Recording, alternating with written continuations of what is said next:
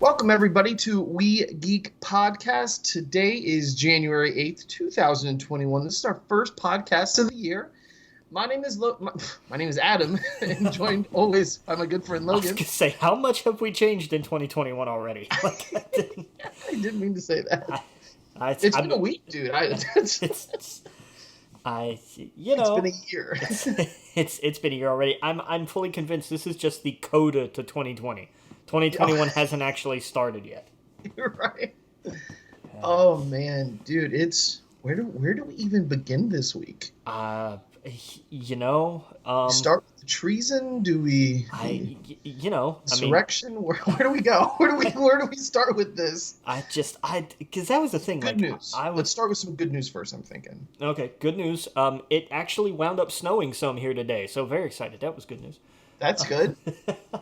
That's good. Also, Georgia flipped blue. Yep, that was good news. Yep, that was awesome. That started the week out great. Yeah, and then 2 hours later, everything went to shit. Yes. Yes. God damn. It has been wild, dude. It's been eye-opening. Yeah. How's things there? How's the feel there in your town? I know your town's very different than Orlando. Yeah, and I mean, here's the thing about where I'm at in particular. Everybody here is just, your basic, lazy, sitting in a chair, drinking beer, political armchair quarterback kind of redneck. Gotcha. Whereas nobody here, everybody's gonna talk, and you might get into a drunken bar fight over politics or something, but nobody here is proactive enough to actually make any kind of real effort. Gotcha. So it's stupidity without the danger. In a sense, the Facebook posts, and they got their talking points. Yeah, and it's like, so this is why we didn't have. It's why the state ran the slate on judges. Every judge that was on the ballot, every seat is Republican now. Yeah. And stuff like that. This is the kind of place where everybody's on meth, but nobody's really a clear and present danger kind of person. Oh, wow.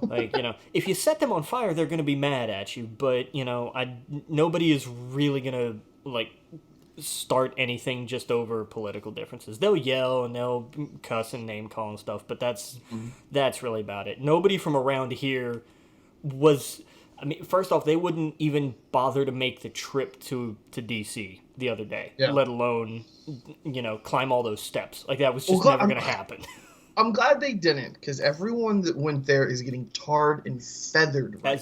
Well, they fucking should be. And not just that, but face scanned, and heads need to roll. It is ridiculous. Well, there was the one guy who was up there with the guy with the painted face and the guy in the bikini and whatever. Oh, the shaman, the WWE looking dude. Yeah.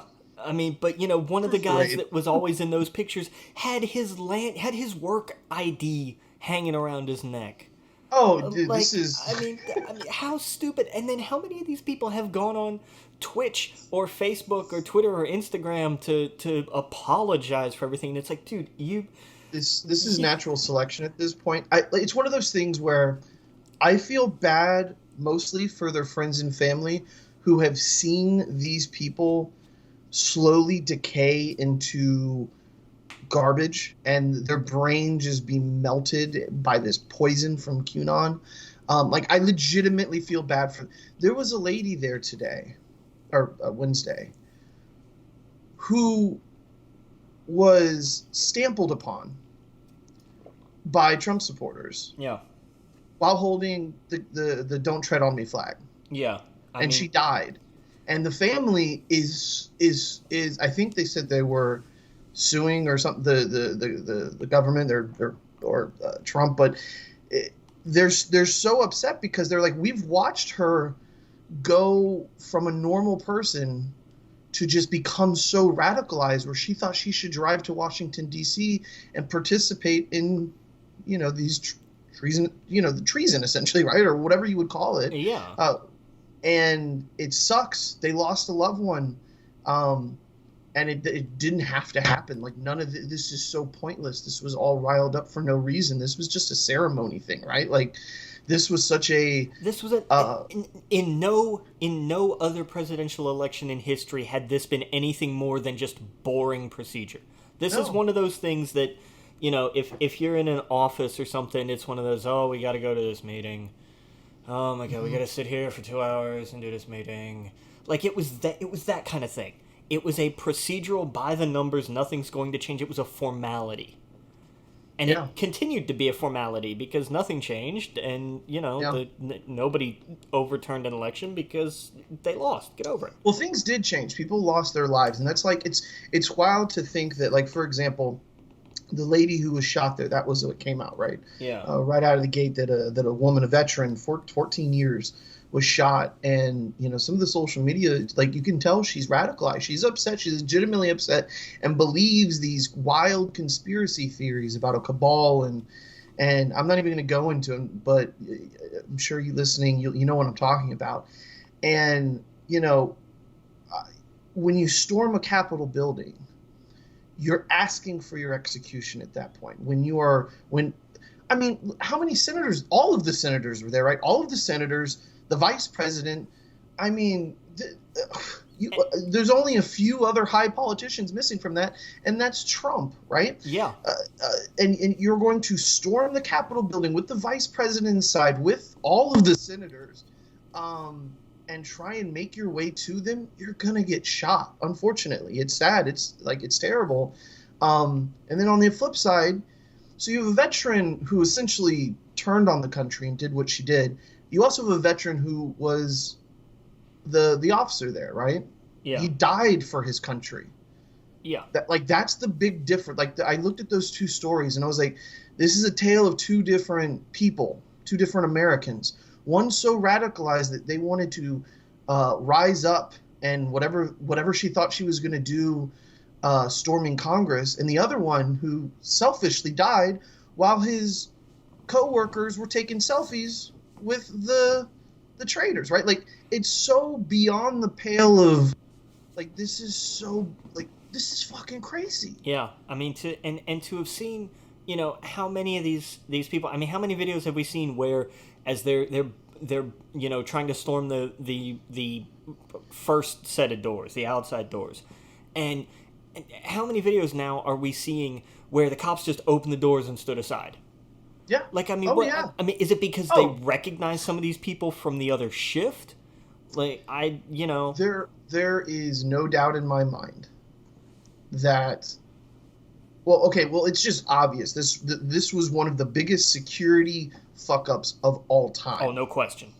On every level. You look at the Black Lives Matters, there are the National Guard was called in 3 days prior to those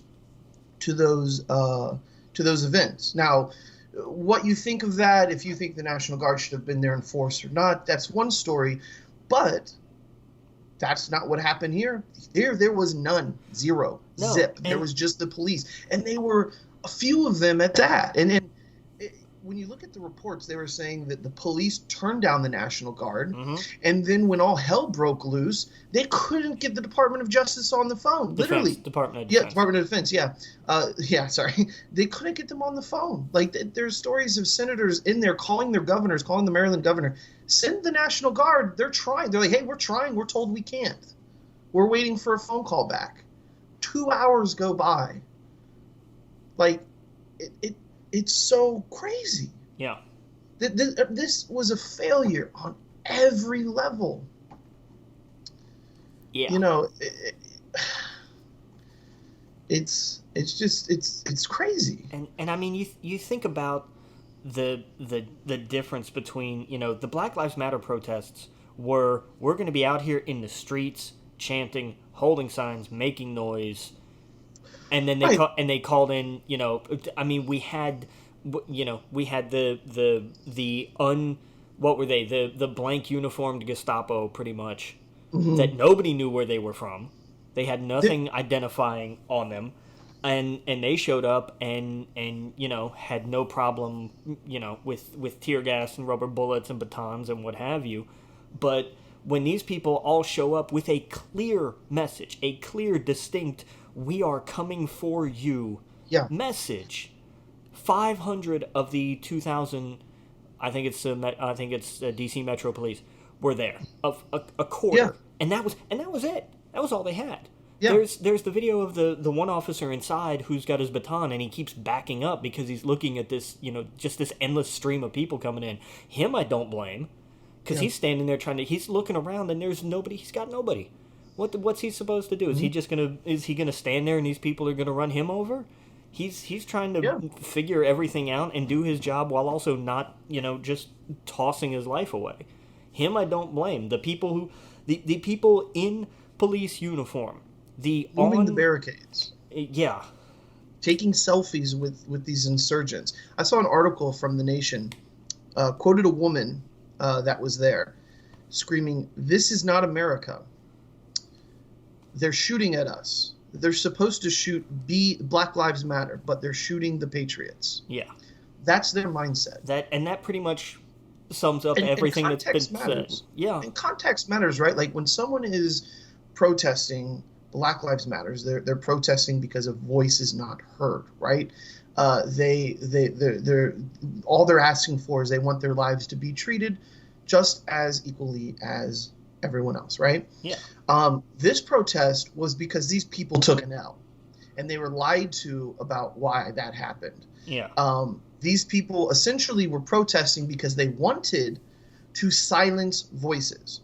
They wanted these senators. In their head, they really thought these senators were going to be able to remove millions of votes from these states. And again, you got to look at that's the if you look at it like it's so different, and people they can't see that. It's so bizarre to me. I shouldn't say the good news is most of the people that I know do lean left. The ones that I do that lean right, they're done. I had someone tell me today, this is an elderly person, so God bless them. They threw their Trump magnet away because they've seen enough. He does not represent him. He does not represent what he thought was the GOP. And, I didn't know what to say to that. But for a starch Republican of years to completely be disgusted by that. Like, I do see a lot of people act rationally to this, if that makes sense. Most people that I know see this and they are disgusted. This is a mockery. The only people that I've seen online that go the other way are these QAnon people. They're so far beyond the pale of being brainwashed.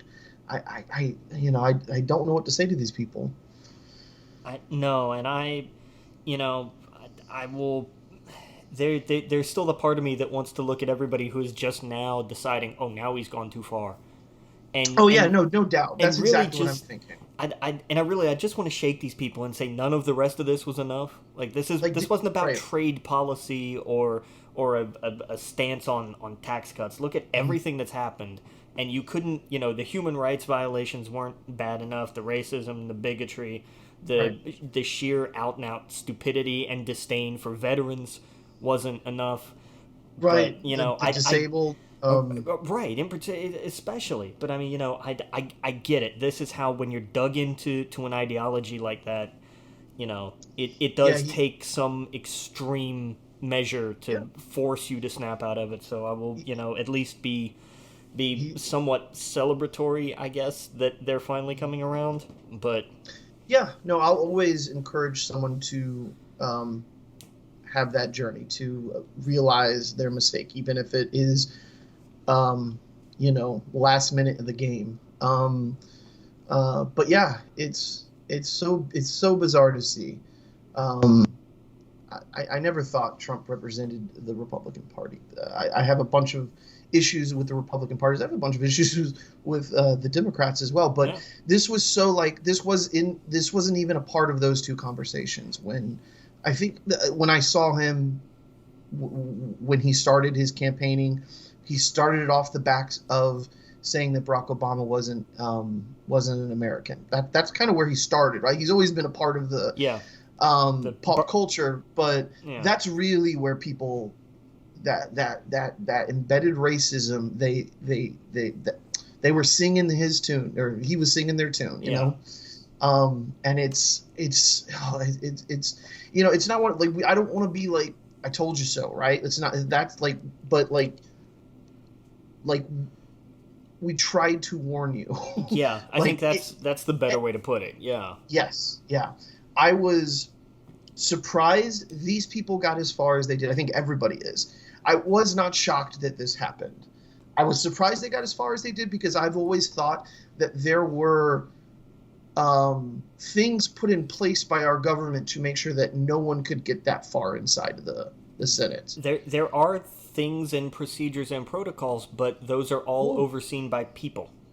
Yes. And Well, when you have the wrong kind of people in charge of those procedures and protocols and what have you, then this is what happens. yeah.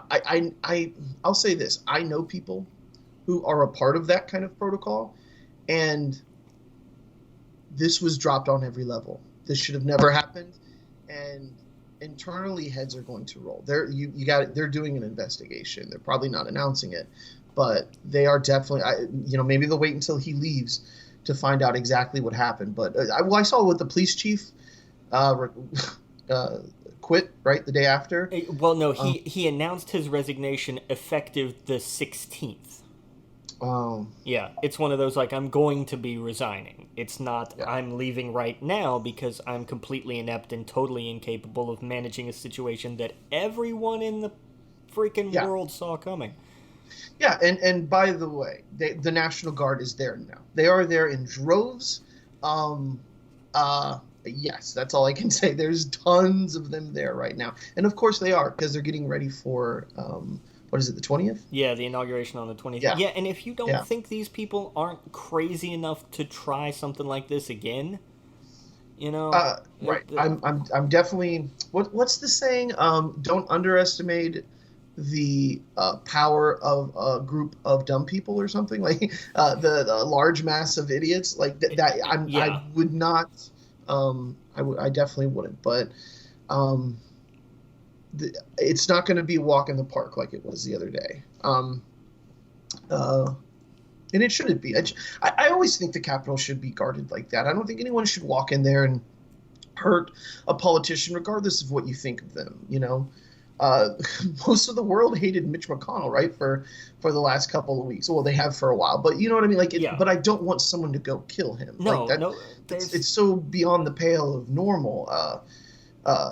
Love or hate a politician, I don't want someone to murder them. No, there's a line. I'll take arrested and charged with any number of criminal conspiracies, but no, I'm not going to sit here and wish any genuine physical catastrophe on them. That's just no. You don't go there. I was genuinely concerned for a lot of the progressive congressmen and women because of some of the things that I've seen people say to them online or in their police forums, and they get in trouble for. Like, I was genuinely concerned that they were going to be a target. Bernie Sanders. These conspiracy theories have gone so beyond the pale of saying that they're in a cabal and pedophiles and all sorts of stuff.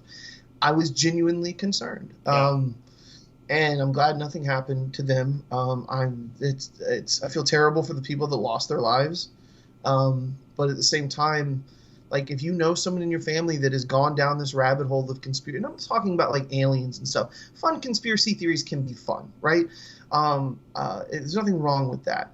But this stuff, this QAnon stuff, it's poison. Get away from it.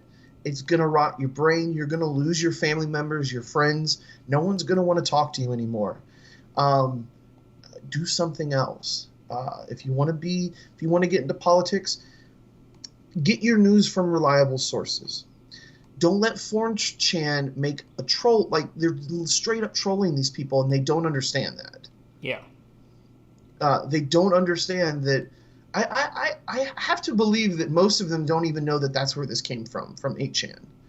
It was literally an anonymous person. That's why it's called QAnon, right? Like, it's an anonymous person telling these people made up fantasy stuff but they're saying that they're on the inside, Yeah. and that Trump is fighting for them, and they don't like. It's like an adult that doesn't understand that wrestling is Is scripted. is scripted, right? That's the difference. It's like if you went and saw Jurassic Park and outside the movie you're like where's that island? It's like the dinosaurs there. Like these people are. That's how crazy it is. And I don't know how much longer we should talk about it, but it's been on, I guess, everybody's mind, right? Yeah. And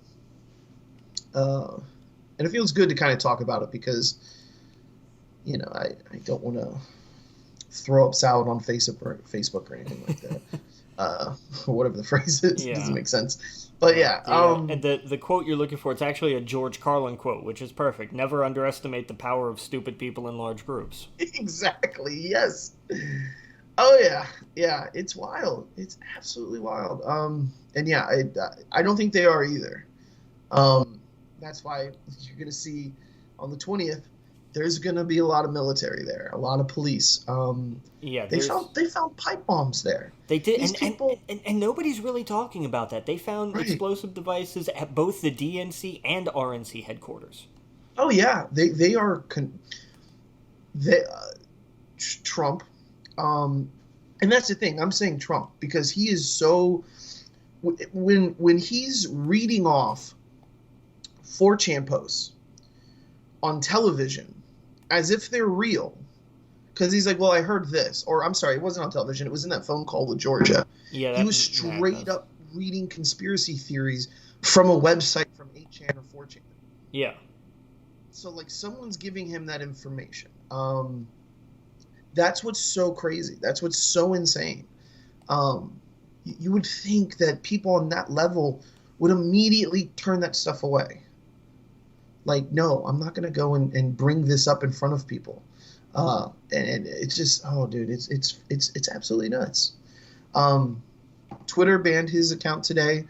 Facebook banned his account indefinitely. He's actually banned from both platforms now indefinitely. Same with his family. I got to check the family, but that's what I read. Yeah, I saw that his were gone, and that's a good start. That's a good start. Yeah, let's remove the Nazis as well. All the QAnon stuff, like that poison needs to go. Yeah. Like there's real world consequences to this stuff. Exactly. This isn't just, people disagreeing or being, stupid. This is people actively inciting, insurrection. This is ridiculous. Right. This isn't a freedom of speech thing, because these people have used these platforms to plot this. Especially Parler. I saw that Apple has removed Parler, or they gave them 24 hours, but they're going to remove them from their platform because there's no censorship on there. And it's one of those things, like, it's not censorship like I think people are like, oh, they're censoring me. No, they don't want you on their platform plotting to kill senators or police officers. And that's what they're doing on there. Yeah. And they're not removing their posts. They're leaving them up. What do you think's going to happen? Apple's not going to want you on their platform. Google's not going to want you on their platform. Twitter's not going to want you on their platform. They want nothing to do with you. It's been actually, it's like you said, it's one of those, like, you guys are way too late on this, but now you're suddenly banning these people. I saw that airlines are banning any protester they knew were there wasn't allowed to get on a flight with some airline or whatnot, which is great. That's where it should start. Yeah, because, you committed treason. You right. Don't get to then skip town. That's not how this works. No, absolutely not. And I saw today, it's been a treat going on Twitter today and watching all of these people get arrested. Not nearly enough. But give them time. They'll get there. Oh, yeah. They'll get there, yeah. And they're looking at least 20 years. I forgot what the charge was. Was it insurrection or? Well, for the ones that they're actually charging with that, some of them are getting things that are just like a year, which is ridiculous. That's dumb. No, you should get a lot longer than that. Someone died. Yeah. Yeah. No, you don't go into, like, I can't understand why someone think they could walk into the halls of Congress, storm into it with weapons, and think you're not going to get executed or you're not going to be thrown the book. Well, You know what I mean? yeah, because they're white. That's why they Yep. think Oh the rules yeah, don't apply to them. I mean, can you? I absolutely. mean, honest to God, imagine for a second if that crowd had been black. There would have Oh yeah. the streets of DC would have run red with blood. Oh, absolutely. They would have been all mowed down. And I'm not saying I wanted that for these people either. It should have never gotten to that point. There should have been protocols. There should have been fences. There should have been all sorts of things in place so that they can't even get close to those halls. Right? Yeah. That's the thing. I'll never tell I'll never say that riots are good or violence is good or anything like that. But it's so different. The protests we saw months ago and this right now, and it's so crazy. I mean, you see these things in period pieces about Central American dictatorships that we overthrew, that the CIA doesn't want to talk about and all that kind of stuff. You don't see that crap here. No. White House Down was not supposed to be a prophecy. Yeah. Well, look, what did Bush call this? A banana republic? Like, yeah. You have Bush and Cheney throwing you under the bus. Like, what? It's crazy. Yeah, when Dick Cheney throws you under the bus for being too crazy, I mean, then you've beyond lost at that point. Well, that's what's wild. That's what makes this so wild. Like, Bush is a war criminal, right? Yeah. But the shit that we've been through the last 4 years just makes it's so different. Yeah, it really does. It never felt this. Even 9/11 never felt this. Maybe that's the closest it got, right? With this feeling of like, oh no, what's like, this is kind of crazy. Now it's like every week though. Yeah, not to mention, by the way, we still have a pandemic that's killing 3,000-4,000 people a day. Yeah. Oh yeah. And I don't want to compare it to 9/11 because the deaths or anything like that, obviously, but I think this will be a day remembered just like that. Yeah, when this happened. Absolutely. This is another one of those that will go down in infamy. Yeah, it really was. And it's, say what you want about Biden. It's not going to be like this. It's going to feel like there's an adult in charge again. Yeah, which I mean, who honestly would have thought that the idea that Biden reads would make him so much more overqualified than the guy he's replacing. Right. This is somebody who I don't know if Trump can spell Constitution without autocorrect. No, he can't. I really don't. And people get on Biden because of the way he talks. I know he's got a speech issue, and he's older. But there's no malice with his words. He might stumble through something, but I will take that any day over the malice and the hate and the stupidity and just the carelessness of Trump. Yeah. Biden's not going to be starting riots. If anything, I think he's going to be too cool. You know what I mean? Like too middle of the road, which is maybe what we need, but it's. I think it's going to be different. We'll never get rid of the Trumps. They'll always have their kids, and all of their supporters will be rabid. But I feel it won't feel like a national, what's the phrase? Disaster every few weeks. They're talking about nuclear codes today. Like that's how crazy this is. Yeah. So yeah, man, it's. Yeah, dude. So 2020 is not over yet. You're right. It's not. We got about a week and a half yet. Yeah, basically, that's exactly what's going to happen. All right, man. Where should we go? Should we start? Should we? Yeah, let's talk about nerd stuff. Yes, let's get nerdy. But don't have a whole lot of news this week. We got a little, and we can probably expound upon some of this stuff. But it's just kind of that early year, end of the year, beginning of the year, kind of like nothing big is going on, kind of thing. Especially after I think because Disney just kind of closed out the year, when they had that investor call and just said, by the way, here's everything that we're doing ever. and it's all going to happen in the next like 5-10 years. And everybody was just like, well, shit, we can't follow that. So we get little announcements here and there. They've already greenlit a Wonder Woman 3, which is not any big surprise, I think. Yeah. But and they're bringing back Gal Gadot and Patty Jenkins. And I was seeing there were articles about she had to fight to even be included in the first film. Patty Jenkins did. Like, there was a lot of not fun going on with DC about how that movie was going to go and everything. Yeah. Did we talk about that? How did you like Wonder Woman? I enjoyed it. You did? I did. I was not a fan. I was not a fan at all. No? What didn't you like? It wasn't fun. It was weird. It felt like all of the... I don't like... It felt like I was watching Spider-Man 3.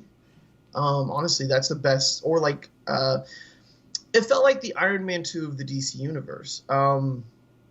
Yeah, but I mean, this is a universe with Suicide Squad, Justice League, and Batman versus Superman. No, so. Yeah, no, I'm not taking... Yeah, absolutely. I'm not... This wasn't the worst thing DC put out, but I was legitimately bored.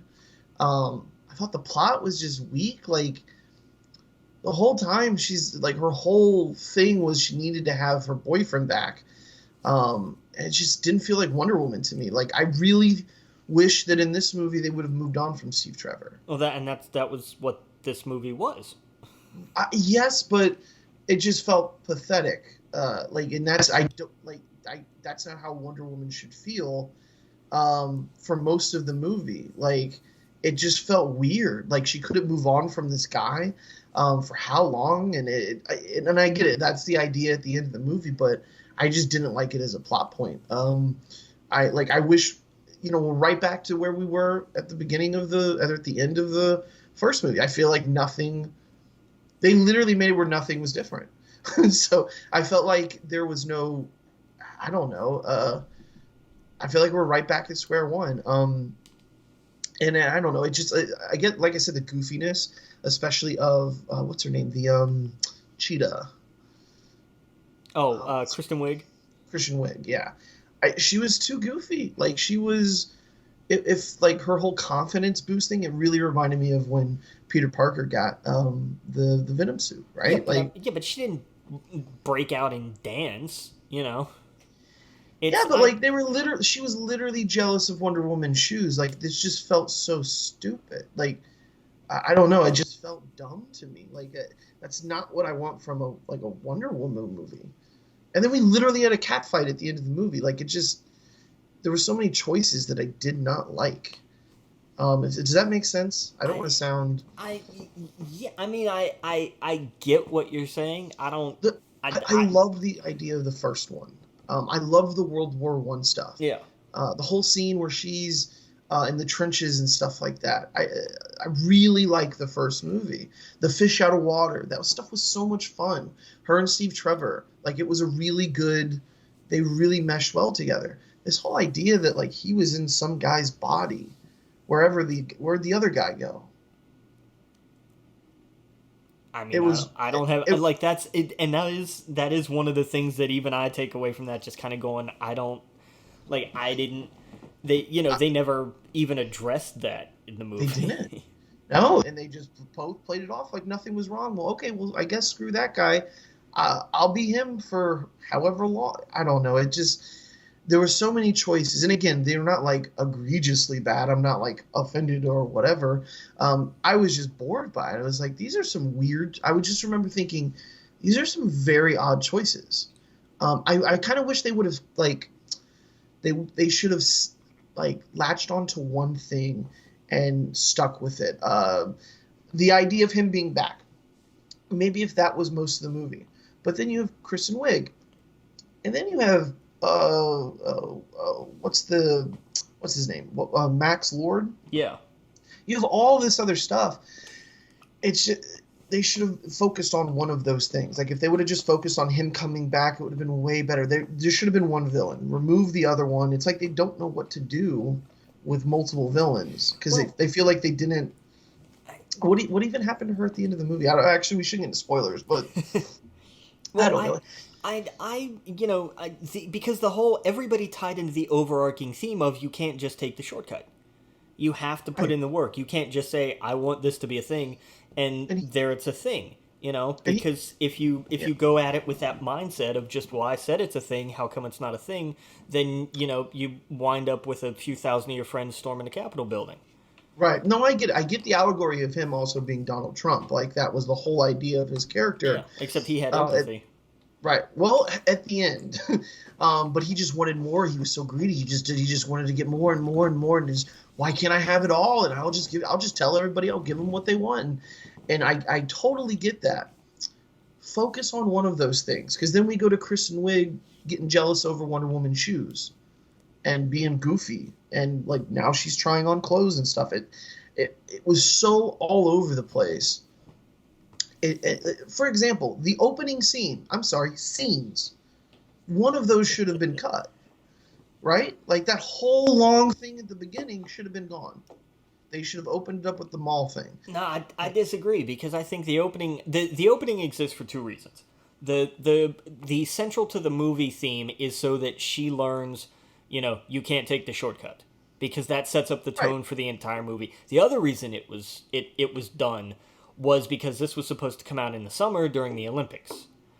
Right, I get that. But then keep that scene, don't do the other one. There's two opening scenes to this Yeah, movie. but I liked her opening scene was very like old Superman movie style. Like I dug that. I appreciated that like as an homage to old. Oh, the mall scene? Yes. Yes. Oh, yeah, absolutely. Totally. Absolutely. I thought of Spider-Man, but you're right. Superman. Yeah. It It felt goofy like 90s, but you're right, like Superman, I guess that it kind of was goofy back then too. Yeah, it had that old kind of feel. Like everything was just a little too over the Like top. shit. Like Like Shazam.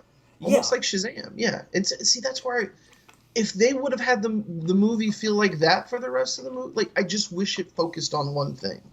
I don't know. I again, I wasn't a fan. I still like Patty Jenkins. I'm still super excited for her like Star Wars movie.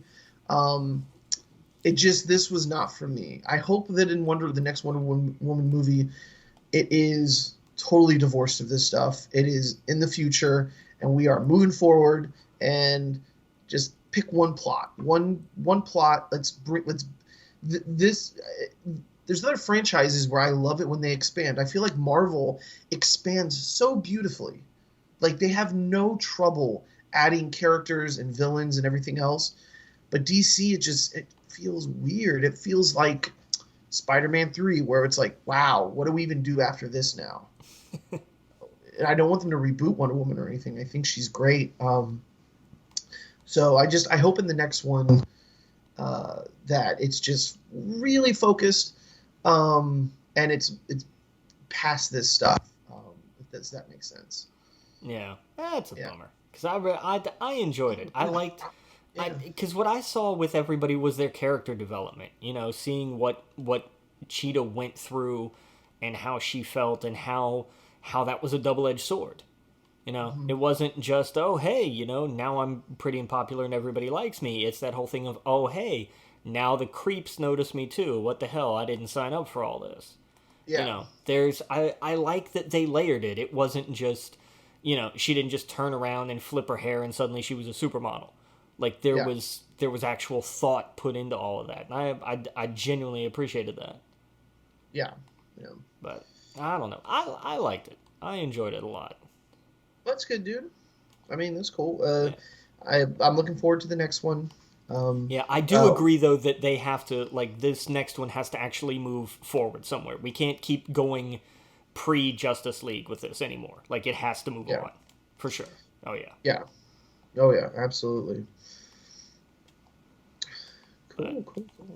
But, and speaking of moving on from things we shouldn't have to deal with anymore, after the 4-hour Justice League Snyder Cut comes out, there are no plans for Zack Snyder to do any more DC movies.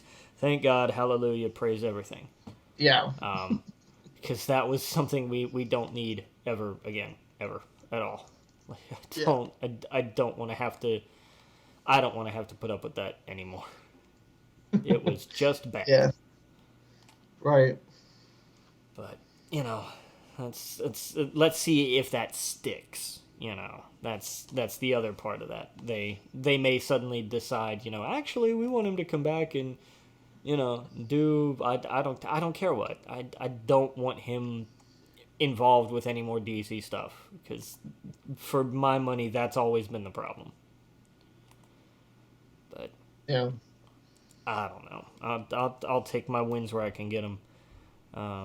On the Marvel Star Wars side of things, Michael Waldron, who's an executive producer on the Loki series coming out, is going to write the Star Wars film that Kevin Feige is going to be overseeing. We heard that was, he was going to have a Star Wars movie at some point, and now it's got a writer. So, and somebody with a really interesting looking show to his resume too. So. Oh yeah, for sure. Oh yeah, for sure. That's one of the things I'm looking forward to the most on Disney Plus. Yeah. Yeah. And in odd news, and this just kind of came out of nowhere, Paramount has decided to buy the rights to the Spamalot musical. Okay.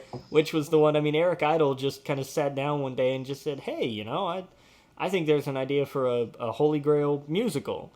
And everybody else in Python went, okay, Eric, you go have fun with that, man. We're not really too interested in that, but go ahead, have fun. And he went, okay.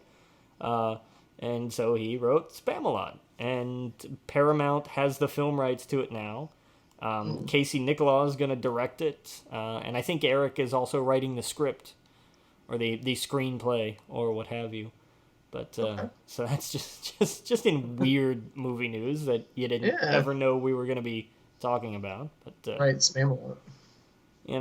If you want a movie version of Spamalot, then go watch Monty Python and the Holy Grail. That's literally what it is. But yeah, I've never seen it. I've seen Monty Python and the Holy Grail, but I haven't seen Spamalot. Yeah. It's I haven't either, but it took it just took the idea and was just like, hey, what if we did a musical? Right. Hey, whatever. I'm not against it. It's just strange, but yeah. Not okay, fine, whatever. And really, I couldn't really find any more like movie production news or anything. Like I said, everything's pretty much just kind of idling for a moment. Yeah, we're in a strange part of the year. Yeah. But everyone's kind of holding on to their butts right now. And yeah, right. It's just kind of waiting to see what happens, because we've got because next week is WandaVision, so there's that. Yeah. And it is going to have a 2-episode premiere, so that'll be something. How many episode seasons do you know? I don't know offhand. I don't know if they ever said. Okay. I'll take a look, but I don't know exactly. I don't think it's going to be more than 12 or 13 maybe at most. Oh, okay. I didn't know if it was going to be 8 like Mandalorian or. I wouldn't be surprised, but if they're gonna have a 2-episode premiere, then I wouldn't think it's gonna be that short. Yeah, that actually makes a lot of sense. I don't know. I'm just trying to look up here and see if we have a confirmed 9 episodes. Okay. So it'll still run 8 weeks, because the first week will have a 2-episode premiere. So. Okay, fair enough. Fair enough. So yeah, that's going to be interesting. Very, very, very excited. Very excited. And I don't know if it's the first season or what they're doing on Amazon, but whatever it is that they're TV doing wise with Lord of the Rings, that was a sentence that came out all backwards. They filming has wrapped. So I don't know if it's, like I said, I don't know if it's season 1 or if it's, a special. We don't know anything about this show, really, except Amazon's making it and they've made it. So right, we know it's the Second Age. We know the cast, but that's about it. Yeah, it's kind of like it's just there's not much known about this time frame. There's the Silmarillion, but this could do any like. Are we going to see Sauron? Like, is he going to be giving out the rings? Like, I don't know what they're going to do with this. Yeah. And I'm excited because it's like, hey, there's a whole new thing. Exactly. And I think if they went after the Lord of the Rings, it probably wouldn't have the same magic, because that's literally when magic is leaving, and it's the realm of men or whatnot, the age Yeah. of men. So this is a really exciting time frame. I mean, I don't know if Gandalf could be in the show. Probably not. They'd probably, I mean, maybe they'll do like a the end of an episode he shows up and I was gonna make a joke, but that'd be a spoiler. Yeah, because I was thinking the exact same thing. Yeah, but who knows? That would be fun. I don't know if he's alive. I know he's like 200 years old, or he's really old actually. I just don't know when he came to Middle Earth. That's your Yeah. question right there. Is when Right. did he actually show up on Middle Earth? Right. So, yeah, I don't know. Yeah, I'm not sure. But Oh, I got a book this week. I got Light of the Jedi. did you? Yes. Awesome. Yeah, Started. I ordered the bundle from Out of Print that came with the hardback and the pin and the socks because I was like, oh, what the hell? It's got the awesome artwork too on the cover. Yeah. So Yeah. I'm waiting on mine to get here. Have you started diving into it yet? Yeah, it's really good. Nice. I'm loving it. Yeah, Charles Soule. He's a good writer. I love his shit. It's super simple to follow, and it's just exciting. This is like I was just talking about Lord of the Rings. This is a time frame where anything can happen. The characters that you're reading about could die in the next page. Yeah, this is completely uncharted territory in terms of, and I will say in terms of canon, because, Right. This feels as close to the EU than it's ever been since before Disney, right? Because, the EU back then, they could do anything, right? They weren't tied to the movies anymore. They could kill Chewbacca. They could kill one of the Solo kids, or Ben's son could go evil. Like, they could do crazy stuff, right? Yeah. And with this, it's a time frame where none of the characters that we know, except for Yoda, obviously we know Yoda's not going to die, but all the other characters can have arcs and journeys, and they can die. There's real, suspense, and they're not, attached to a movie, right? Like all the EU books for the most part seem like they're attached to the movie. It's Padme's book. It's Obi-Wan Kenobi's book. It's the book for Rogue One. Like this is completely different. It's like it kind of reminds me, I guess, like what they did with Shadows of the Empire, where Shadows of the Empire told the same story but over like different forms of media. Not the same story. They told just different parts of events during that same event. Yeah. But it was almost like Lucasfilm sat down and said, we're going to do everything except shoot a film. And that's kind of how this feels, where they're like, we're setting up this time frame where we're going to have 3 or 4 books out in the next couple of months. So they're at different levels. So there's one for junior readers, there's one for adults, there's one for like in between, like a young adult.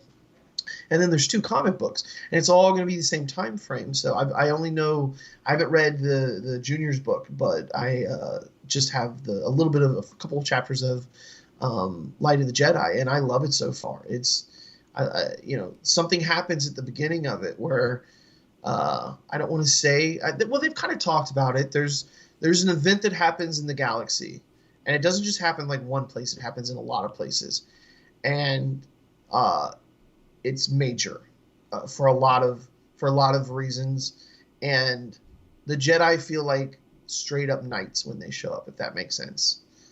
Like Arthur knights, if that, so it's so cool. It's awesome. So yeah, I'm really enjoying that. I'll probably have that finished by next week. Nice. Yeah. So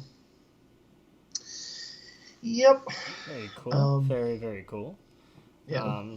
Video game wise, I mean, really, it's just the freebies to talk about. That's about all the news that we got. Yeah. PS Plus games for January. You got Greedfall. You've got Shadow of the Tomb Raider, and you've got Maneater, including the PS5 version. So there's your, if you missed out on Bugsnax, here's your next PS5 freebie. Yeah. But I still haven't played Bugsnax. I got too.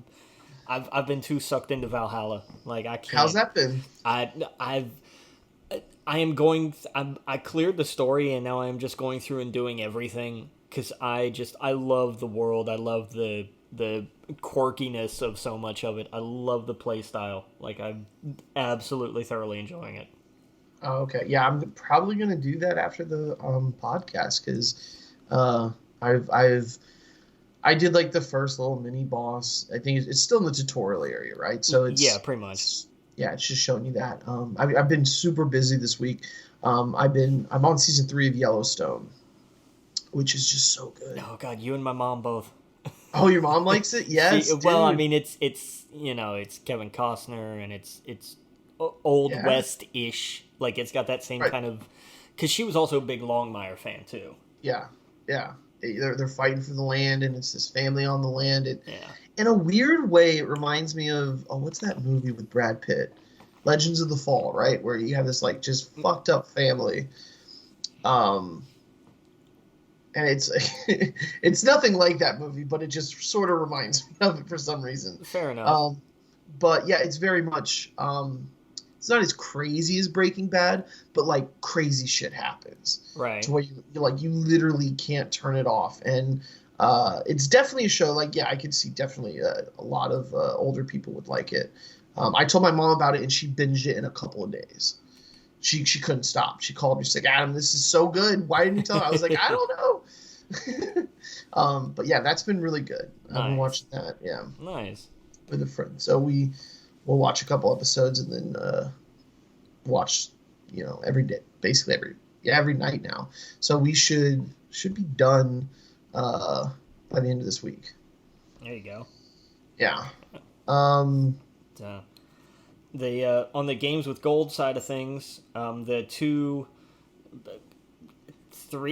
current gen games, whatever you want to call them, Little Nightmares, available through the month of January, and then the remastered version of Dead Rising is the midway through this month to the midway through next month, from the 16th to the 15th of February.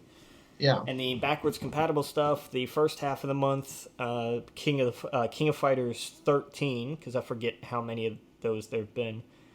And that's the 1st through the 15th, and then Breakdown is the other one, available 16th through the 31st. Oh wow. But King of Fighters games, I feel like we've talked about this before. King of Fighters. Yeah, because they always all just feel the exact same to me. I mean, Yeah. Street Fighter changes some things up here and there, and I know there's not a crazy huge overhaul. I think the last thing to go through a giant overhaul was Mortal Kombat, and even then, they kind of just took a page out of Injustice. Yeah. Really, that was where they got back to. Yeah. But Tekken has changed some things here and there. Smash has come a long way since it first started. Even since Melee, it's changed. Yeah. But King of Fighters always just to me, King of Fighters was the Madden of fighting games. Yeah. It's a new one every year with some different characters, but nothing's changed. Yeah. No, you're right. But hey, if that's your thing, go for it. I'm also just not a big fighting game person. They're not my particular cup of tea. But so go for it. Whatever you like. Yeah, I don't know. I think this is kind of a weak entry for both consoles this month. Yeah, it's not a particularly great month. So you think, like, I don't know. I don't know why they would do that. To me, I'm thinking like you get all these people with a brand new Xbox, a brand new PlayStation right out the gate. Give them something good. Give them a treat. But who knows? I don't know. You say all these people with a brand new system. What about all of these people who don't have one yet? That's true. Still, they still, GameStop put up more stock of both next gen consoles, and immediately gone all over again. Wow. Oh yeah. No, I imagine it'll be like that for. Hopefully, it won't be too much longer. I'm thinking like March, April. You'd hope anyway. You should be able to. Let's see. Do you think you'll be able to buy a PlayStation inside of a Walmart first, or get a COVID shot? Oh, that is a very interesting way of framing it. Yeah. A PlayStation, just because the COVID shots are going out in phases in most states. Yeah. So you'll always be eligible to buy a PlayStation, assuming you can find one. That's true. That's true. Otherwise, flip a coin. Honestly, I don't know about you, dude, but I'm staying in. I feel like I'm gonna be a hermit again this year. I don't hate that. Yeah. A buddy of mine at work, his lady tested positive. Oh no. They're okay. Like they're all right. But so we don't see him for 2 weeks and and all that. But they're another one of the guys I work with. Like everybody that's like 2 degrees separated from him. He just comes in like every other day. Like somebody works with so and so tested positive. Like he's like it's just like it's like Neo in the Matrix. Like it's crazy. Yeah. Every bullet he's dodged. It's because The numbers are insane right now. yeah, they are. They're ridiculous. And They're it's because absolutely people crazy. don't wear a damn mask. Yeah, I saw that there's a guy named Baked Alaska, that was live streaming the DC thing, right? And he's a garbage human being, right? New York Post posted today: far right streamer Baked Alaska storms Capitol while COVID-19 positive. Oh shit! No mask on. He's And in how there many? And how many? coughing. Yeah, and just how many of the rest of them were? Oh, dude, it's and none of them believe in masks. Not only do they not believe in masks, they're gonna get COVID. They're going to be seen by all these cameras. If there was ever a time to wear a mask, it's when you're committing treason. Like it is. Oh man, this is natural selection. But it needs to hurry up and keep selecting. Like yeah, I'm so glad businesses are finally getting on board to say no, nope, we want nothing to do with you. I saw one of the senators lost his book deal. Yeah, Hawley, who was he was the one who was fist pumping him when he went into the Capitol. He's the guy in that picture. And he's been shunned by every senator there. All the ones that didn't take place in this coup, right? Like, there's old. I forgot what it was. It was one of the guy who I guess his mentor totally threw him on the bus. And like that's the worst thing that I've ever done. Yeah, I saw that. Yeah. And then Simon and Schuster was like, yeah, so we're not going to publish your book. And he's like, well, this is Orwellian, this is censorship. It's like, no, that's capitalism, man. That's exactly how private business works. You incite a riot, and no one's going to want anything to do with you. Like it's so far beyond politics at this point, so far beyond right or left. It's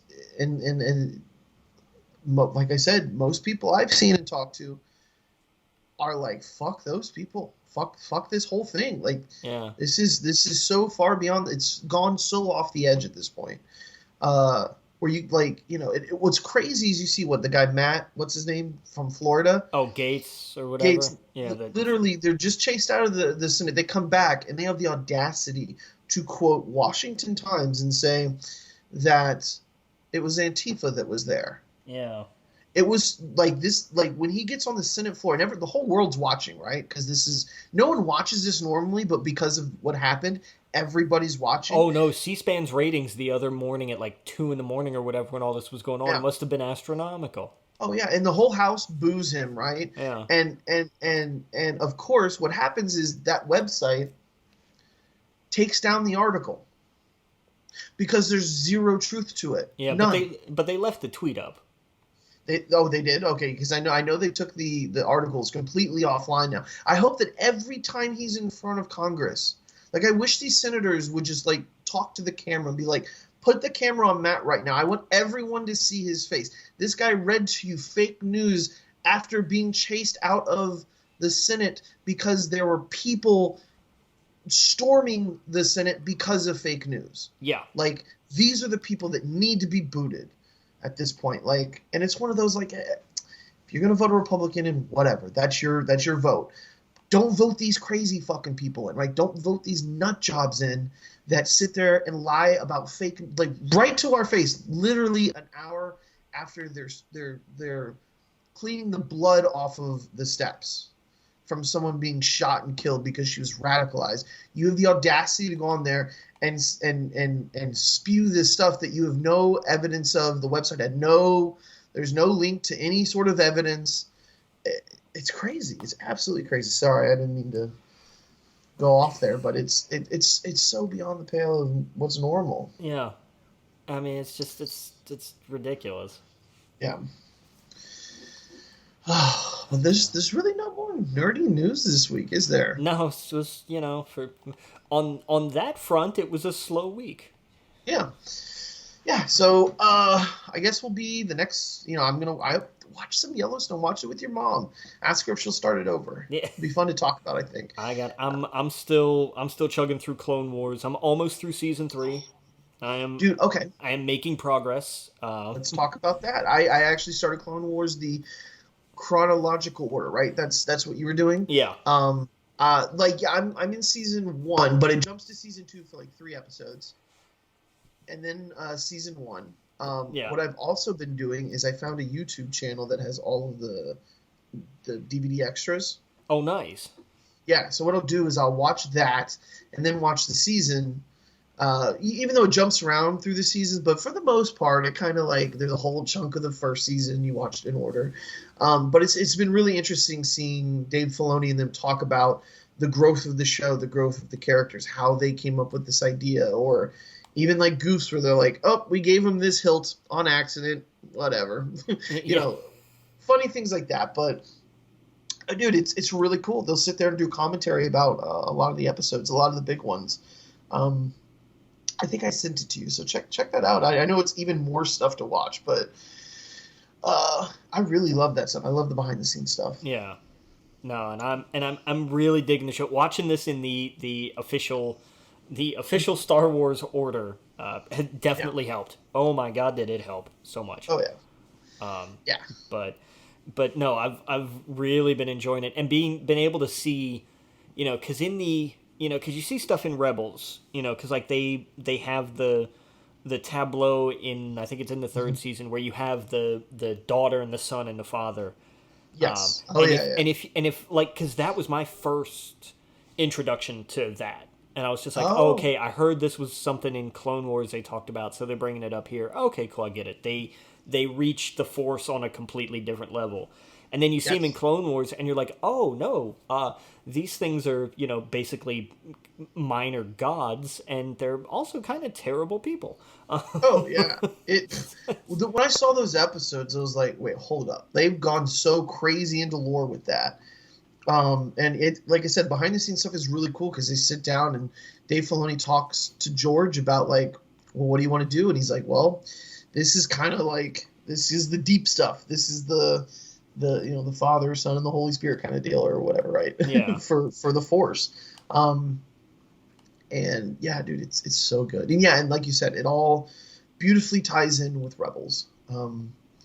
I think everyone's kind of waiting to see what the next big. Resistance was an animated show, but it wasn't really tied to these two.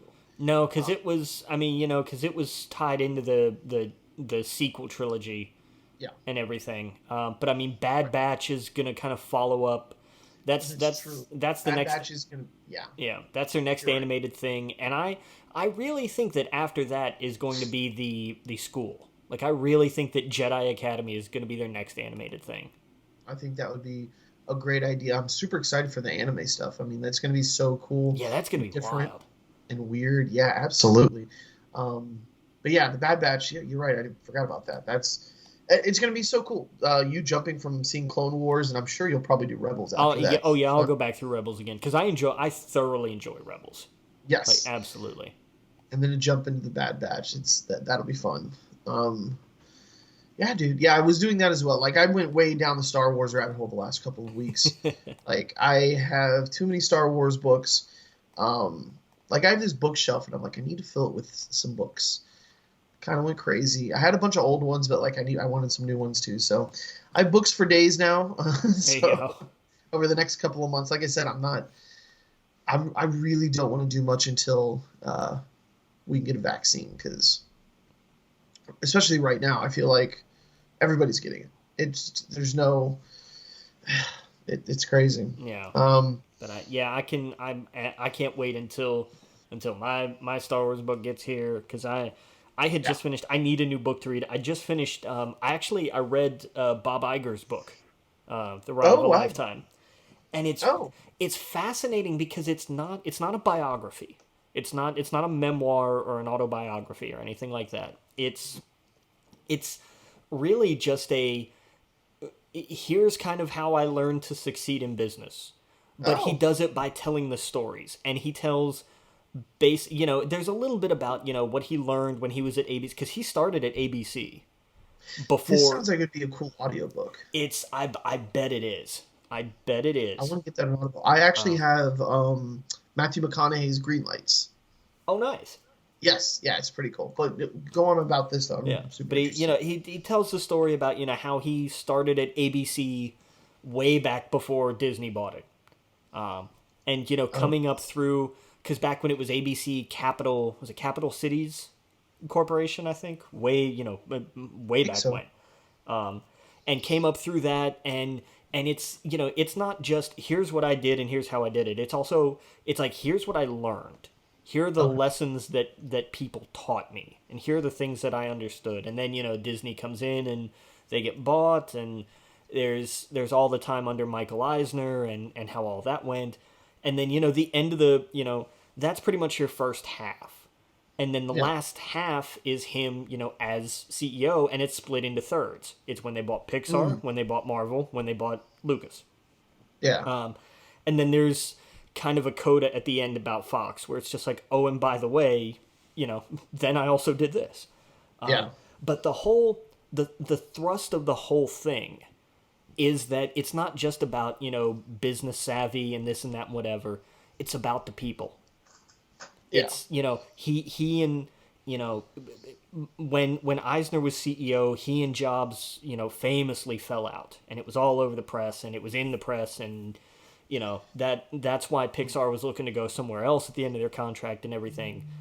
But Iger came in and just talked to Steve, and Yeah. they Oh, wow. wound up being great friends when it was, and so they worked out a deal. When he wanted to buy Marvel, he finally found a way to talk to the famously reclusive Ike Perlmutter, Oh, and they wow. and they talked, and they found ground, and they understood each other.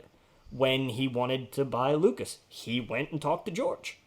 Hmm. Like, it's about the people. It's about being a people person, and understanding where people come from, and respecting everything. And something that I didn't know until I read this, Lucas was the one that brought Kathleen Kennedy in. I, Yes. Oh, yeah. I didn't know that. Oh, yeah. I had thought she was brought in by Disney, but she No. was actually brought into Lucasfilm just Yes. before, like right before the sale. Oh, And yeah. George hadn't told anybody. No, no. It's she obviously had the relationship with Steven Spielberg and Yeah. him, and yeah. There's a, like I said, gone the rabbit holes of interviews. There's an interview he talks about Kathleen Kennedy. He was like, there's no one else who wanted to take over the franchise besides her, because she Yeah. gets it.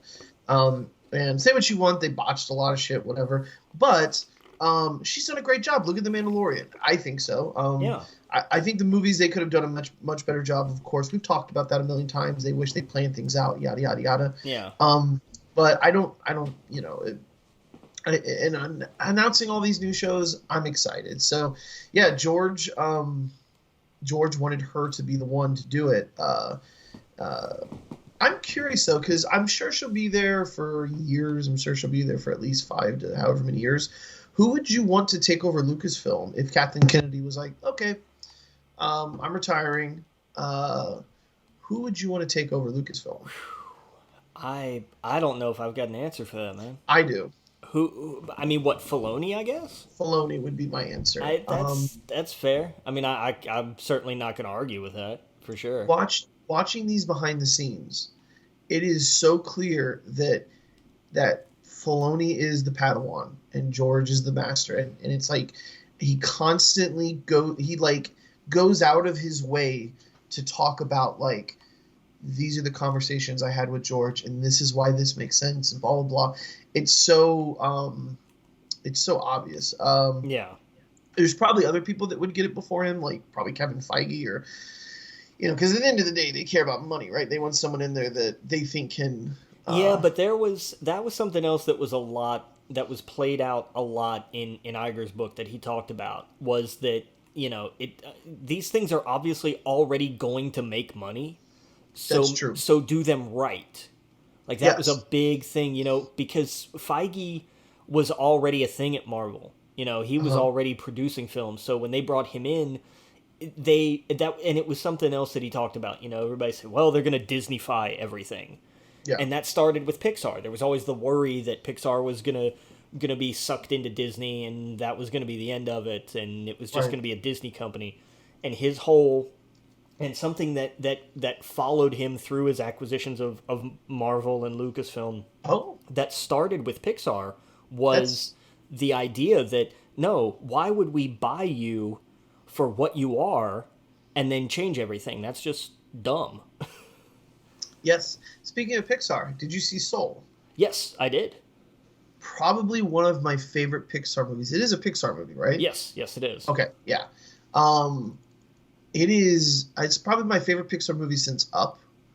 Oh. It's such a cool it's such a cool concept. Or I shouldn't say cool, but it's so interesting. It's a very, it's deep. It doesn't feel like a kid's movie at all. No, it doesn't. It's almost a thought experiment. It really is. And boy, does it straddle that line, because there are times where it almost veers into being too smart. Yes. There's too much, because you have to remember, they do make, they're supposed to be making children's movies. Right, yeah. And the movie is about death and mostly life and what you do with your life. Yeah. And I can't imagine sitting around as a kid wanting to watch something like this. But it's got so much, oh man, I don't want to say it. It's got so much soul. It's got so much heart, right? It's so good. I remember when I stopped and I was like, God, this is so good. This is one of the best Pixar movies I've ever seen. I had no expectations. All I knew that it was about was a soul. Yeah. I didn't even know the concept of it.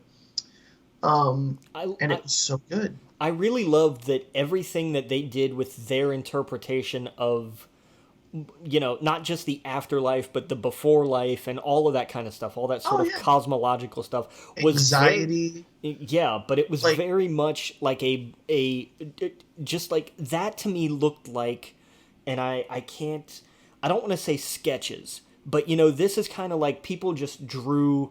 They were we're going to throw this random abstract art kind of idea up there. And it reminds me of, there was an old, I don't know if it was a Chuck Jones cartoon or one of those, where it was all about strings. And I may be crazy, but I swear I remember this. And that to me was just what it felt like. Was somebody saw that and was that's the kind of art style we want for the not Earth stuff. Right. And it was fantastic. And and did you stick around for the little thing at the very, very end? I don't think I did. It's great, because it's just, I'll go check it out. I will. I won't spoil it, but it's something that I really love Terry because of that. Oh, okay. Yeah. Oh, Terry, that's right. Yeah, I'll check it out. Yeah, just go, hit the last minute of credits or whatever, so you don't skip it. But it's right at the very end, and it's very short, but it's so funny. I love the idea of how they were explaining anxiety or depression, and how someone can get so obsessed with something that they lose their not their purpose, but they lose themselves, right?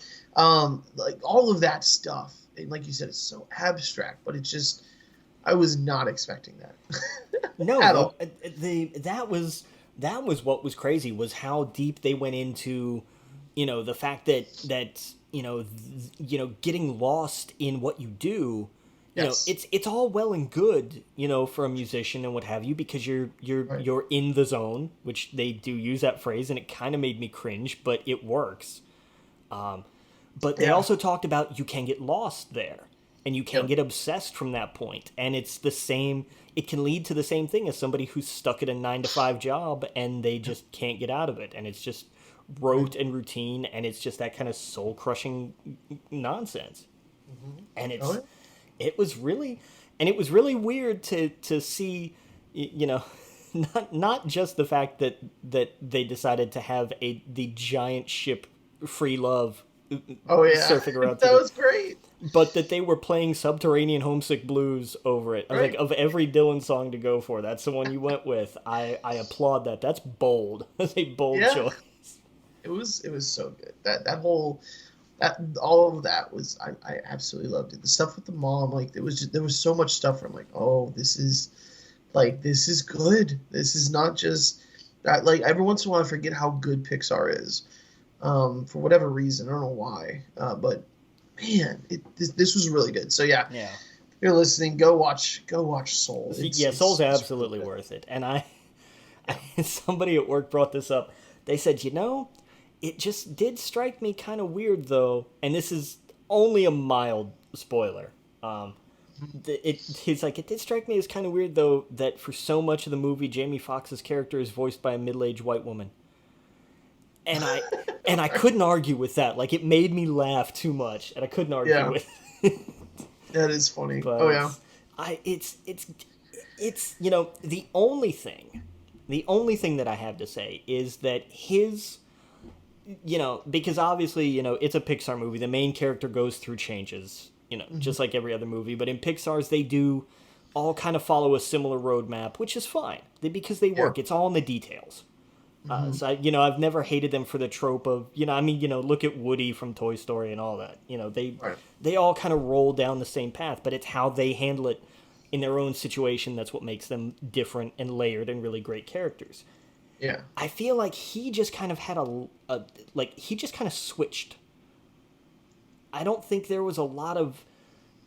I saw where the progression wanted to be, Right. but I feel like it was held back for so much of the movie, true. and then they got to the point where it's like, oh, now he has to be a better person.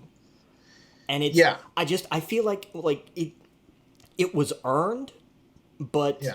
in terms of everything that he learned and went through and everything that changed, but there wasn't. You didn't see the change in his character. It wasn't like a dimmer switch like it is in other Pixar movies. It was like a light switch. I knew it was going to happen when he saw his mom. Like they were setting that. I don't want to spoil anything. Yeah, but no, I know what you mean. Like that moment where it's just kind of like, oh, this changes everything. Yes. Yeah. Like what kind of conversation is this going to be? Yeah, absolutely. But then it was so good. But even at that point though, there's not, and then, he wakes back up in the subway. He's not acting changed. Right. It's not until the next time he has to make that big choice where it's like, oh wait, actually I should have been like this all along. Right. It's just that, and again, it doesn't detract from the rest of the movie. It's a minor. It to me is just a minor sort of bug. Right. But that's and really that's pretty much all I've got to say negative about it. Is like that one thing bothered me. Boo-hoo. Like it is a fantastic movie. I thoroughly enjoyed it. Yeah. Yeah, dude, it was great. Just trying to see who wrote it. It was I knew this. That bothers me. Pete Docter, Mike Jones, and Kemp Powers. Yeah, because because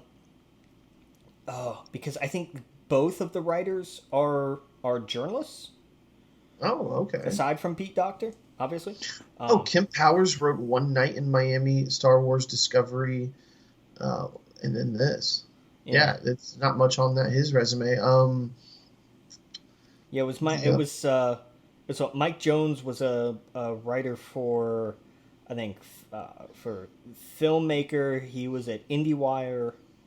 Yeah. Oh, okay, that makes sense. Yeah, he worked for Variety. That's cool. I mean, hey, Gary Whitta wrote for PC Gamer, right? Like, yeah. And this was so good. Like, it was such a unique, different film. I can't think of anything like this.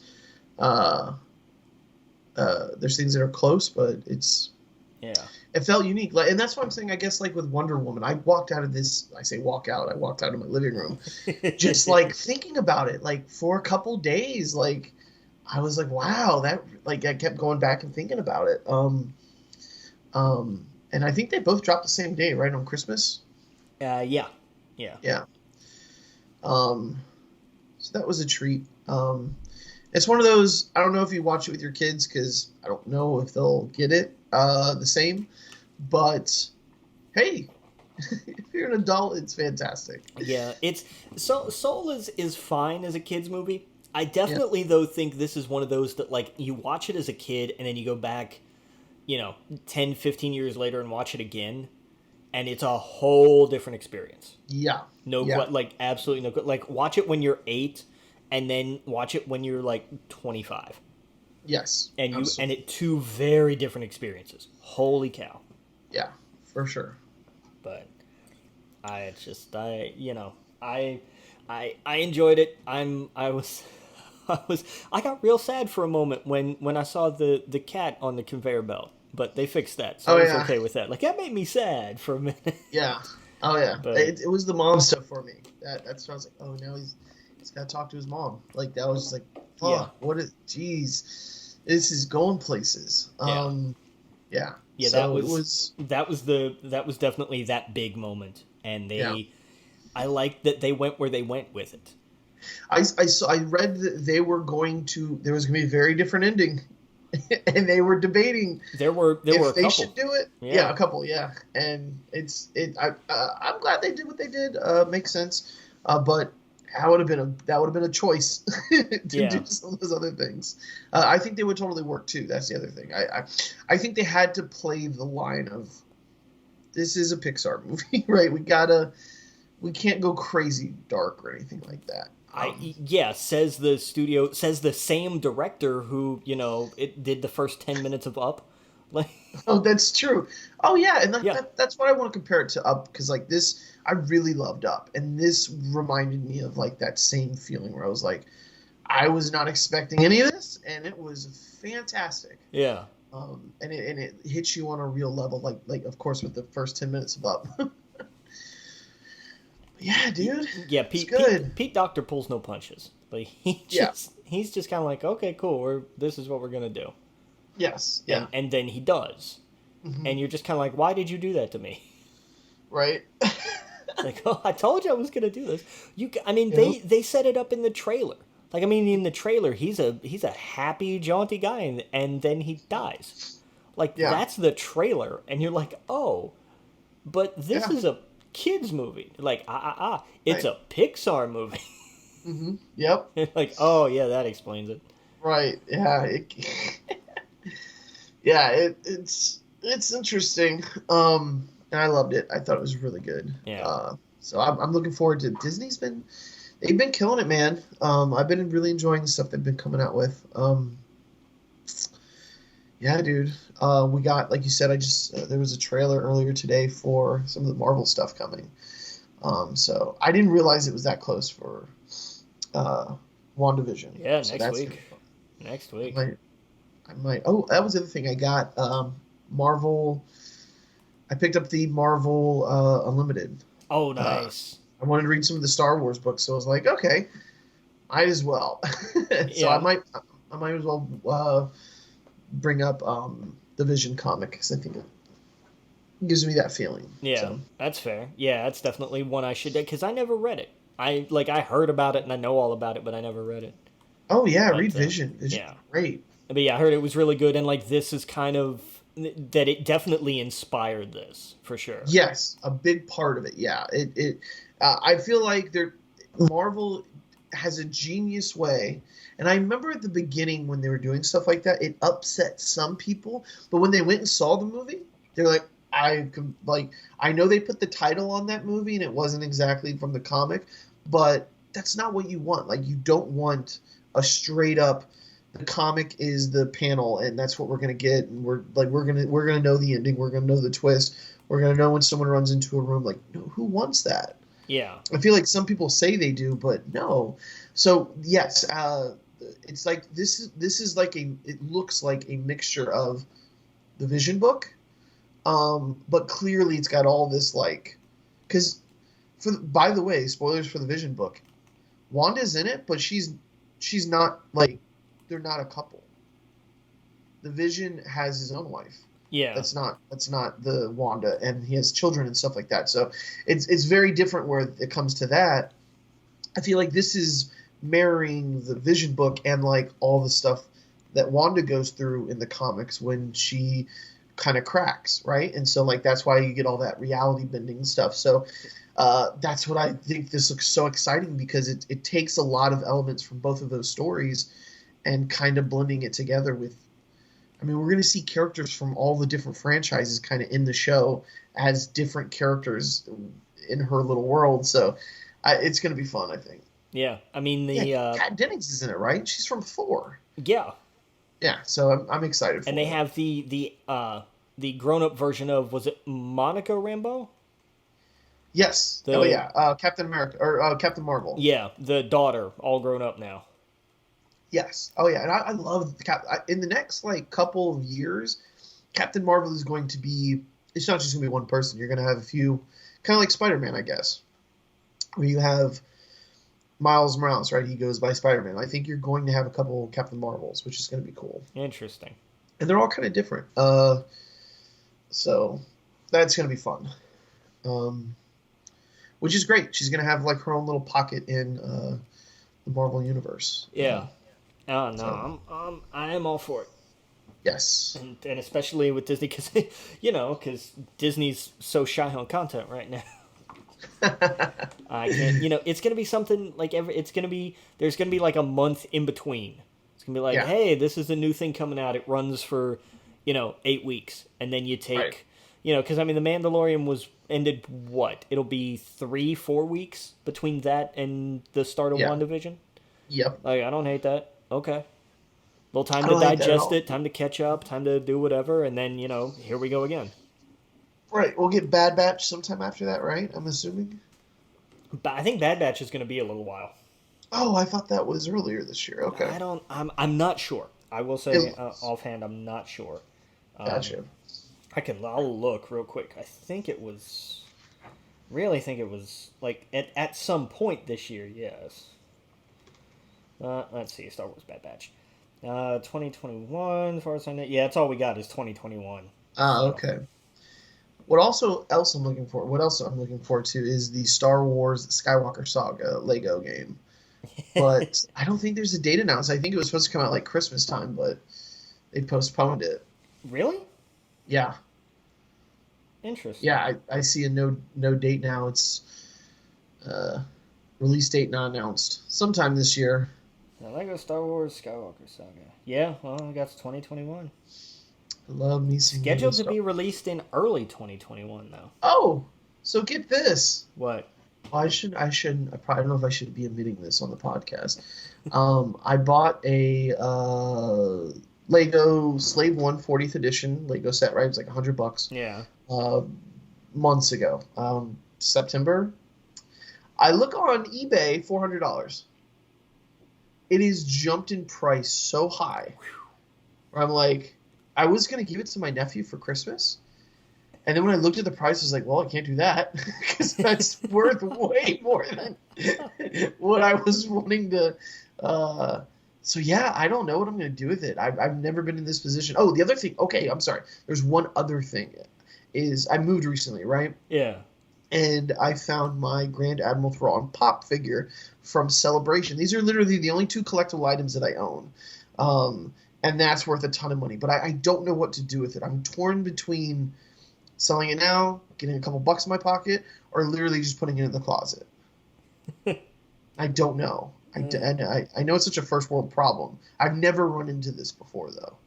I've always immediately sold it, if that makes sense. Yeah. To pay a water bill or something like that. So I'm so torn. Like literally every day I'm thinking, should I put it on eBay? I've never done eBay before. How are people going to buy it if they see that I've never sold anything? I don't know. I keep going back and forth. I don't know what to do. You got time. Yeah, I figured the Slave One, the Boba Fett stuff, that'll kind of always be popular. So I might just hold on to it. Yeah. But that was fun to see. Yeah, I'll what? bet. Yeah. But yeah, so I don't know. That's really kind of the only game I'm looking forward to soon is that Star Wars game. Yeah, I've got plenty to keep me occupied. I picked up because of some of the coupons that I still had and the fact that it was on sale. I did buy the Avengers game. I bought it through GameFly. It cost me $9. I want to play it. So I think that was money well spent. It's not because I went hard on the like beta tech demo thing that they did like a month before it came out, whatever that was for that weekend. It was okay. Okay. It's not, and apparently it was like, whenever Bethesda puts out a game and it's got 12,000 glitches to it, Square Enix looked at that and said, "Hold my beer." It was apparently bad. And they were fixing, like, every patch they put out was like, here's the next 1,000 bugs that we fixed. Okay. Hopefully it's better now. I mean, it's all right. It's a little disappointing from the idea of, like, how much hype they put into it. It doesn't live up to the hype at all. The whole thing of, like, we made an Avengers game, and it's an Avengers game, and the Avengers are in it, and it's an Avengers game, and it's big budget, and it doesn't... the way they were talking about it, like it was going to be the next giant AAA amazing thing, and it's not. It's not that. Okay. But it's decent. If you can find it on sale, which I think everybody has it on sale now because everybody was really disappointed in it. Yes. It's if you can find it for $20, there's That's worse what I things. do. Yeah, there's worse things to spend your money on. Like that's I've been wanting to play something like that, and I was telling my buddies that play Destiny all the time. Yeah. Like, guys, I've really been thinking about this Avengers game. I know no one's playing it, right? Like, it's like probably the worst time to jump into something because everyone thinks it's dead, and my friends kept telling me, nope, don't do it. Wait till it's free. But I've been really craving to play it, so let me know how it is. I might get that because I've been thinking about it. It looks cool with like Hulk and all that stuff, and I like the Destiny kind of like grindy, like you got to go in there, get a bunch of stuff, and what is it, cosmetic? Yeah.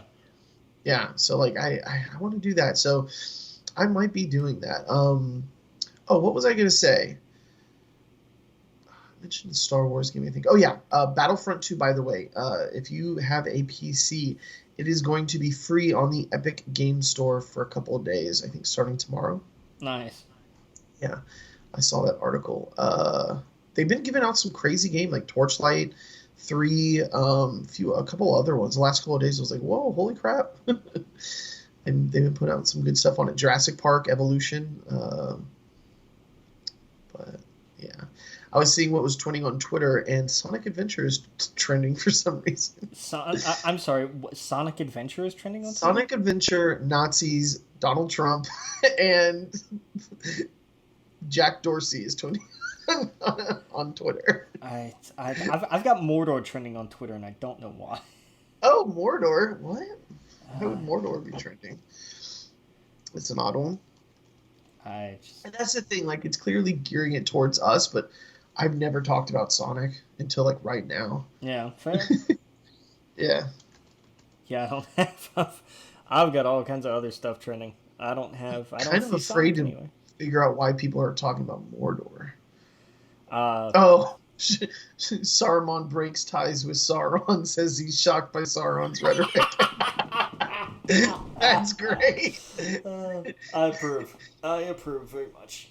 Coda saying Mordor is better than this. Look.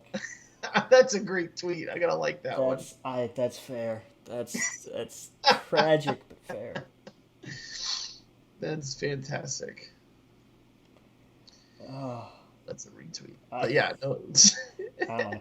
It's still not better than the fake Olive Garden press release from earlier today. That was magnificent. I heard of... Wait, like they revoked who's? Sean Hannity's? Yeah, the whole thing. I'll pull it up because somebody made it Send earlier. it to me, because I think that's fantastic. Because what happened, the full context of what happened was Anderson Cooper was talking about the insurrectionists and when they left, and he was like, go back to eating at Olive Garden and staying at the Holiday Inn and whatever. And people who were big Olive Garden fans got upset about that. Oh, wow. Because there are Olive Garden stands for some reason.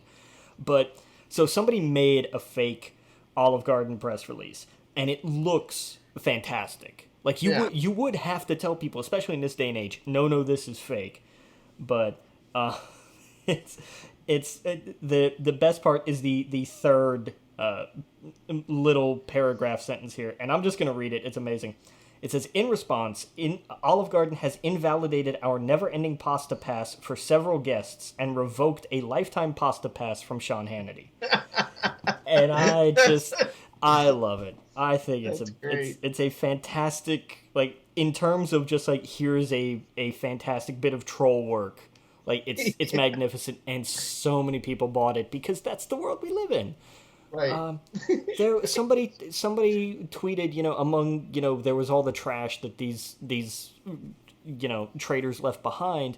There was just a can of Axe body spray sitting somewhere, and Axe actually had to respond and say, we would rather be lonely than be mixed up with all these people. We condemn in the strongest possible terms. And I'm like, God, what the hell is this? That's why I'm saying this is still 2020 behavior.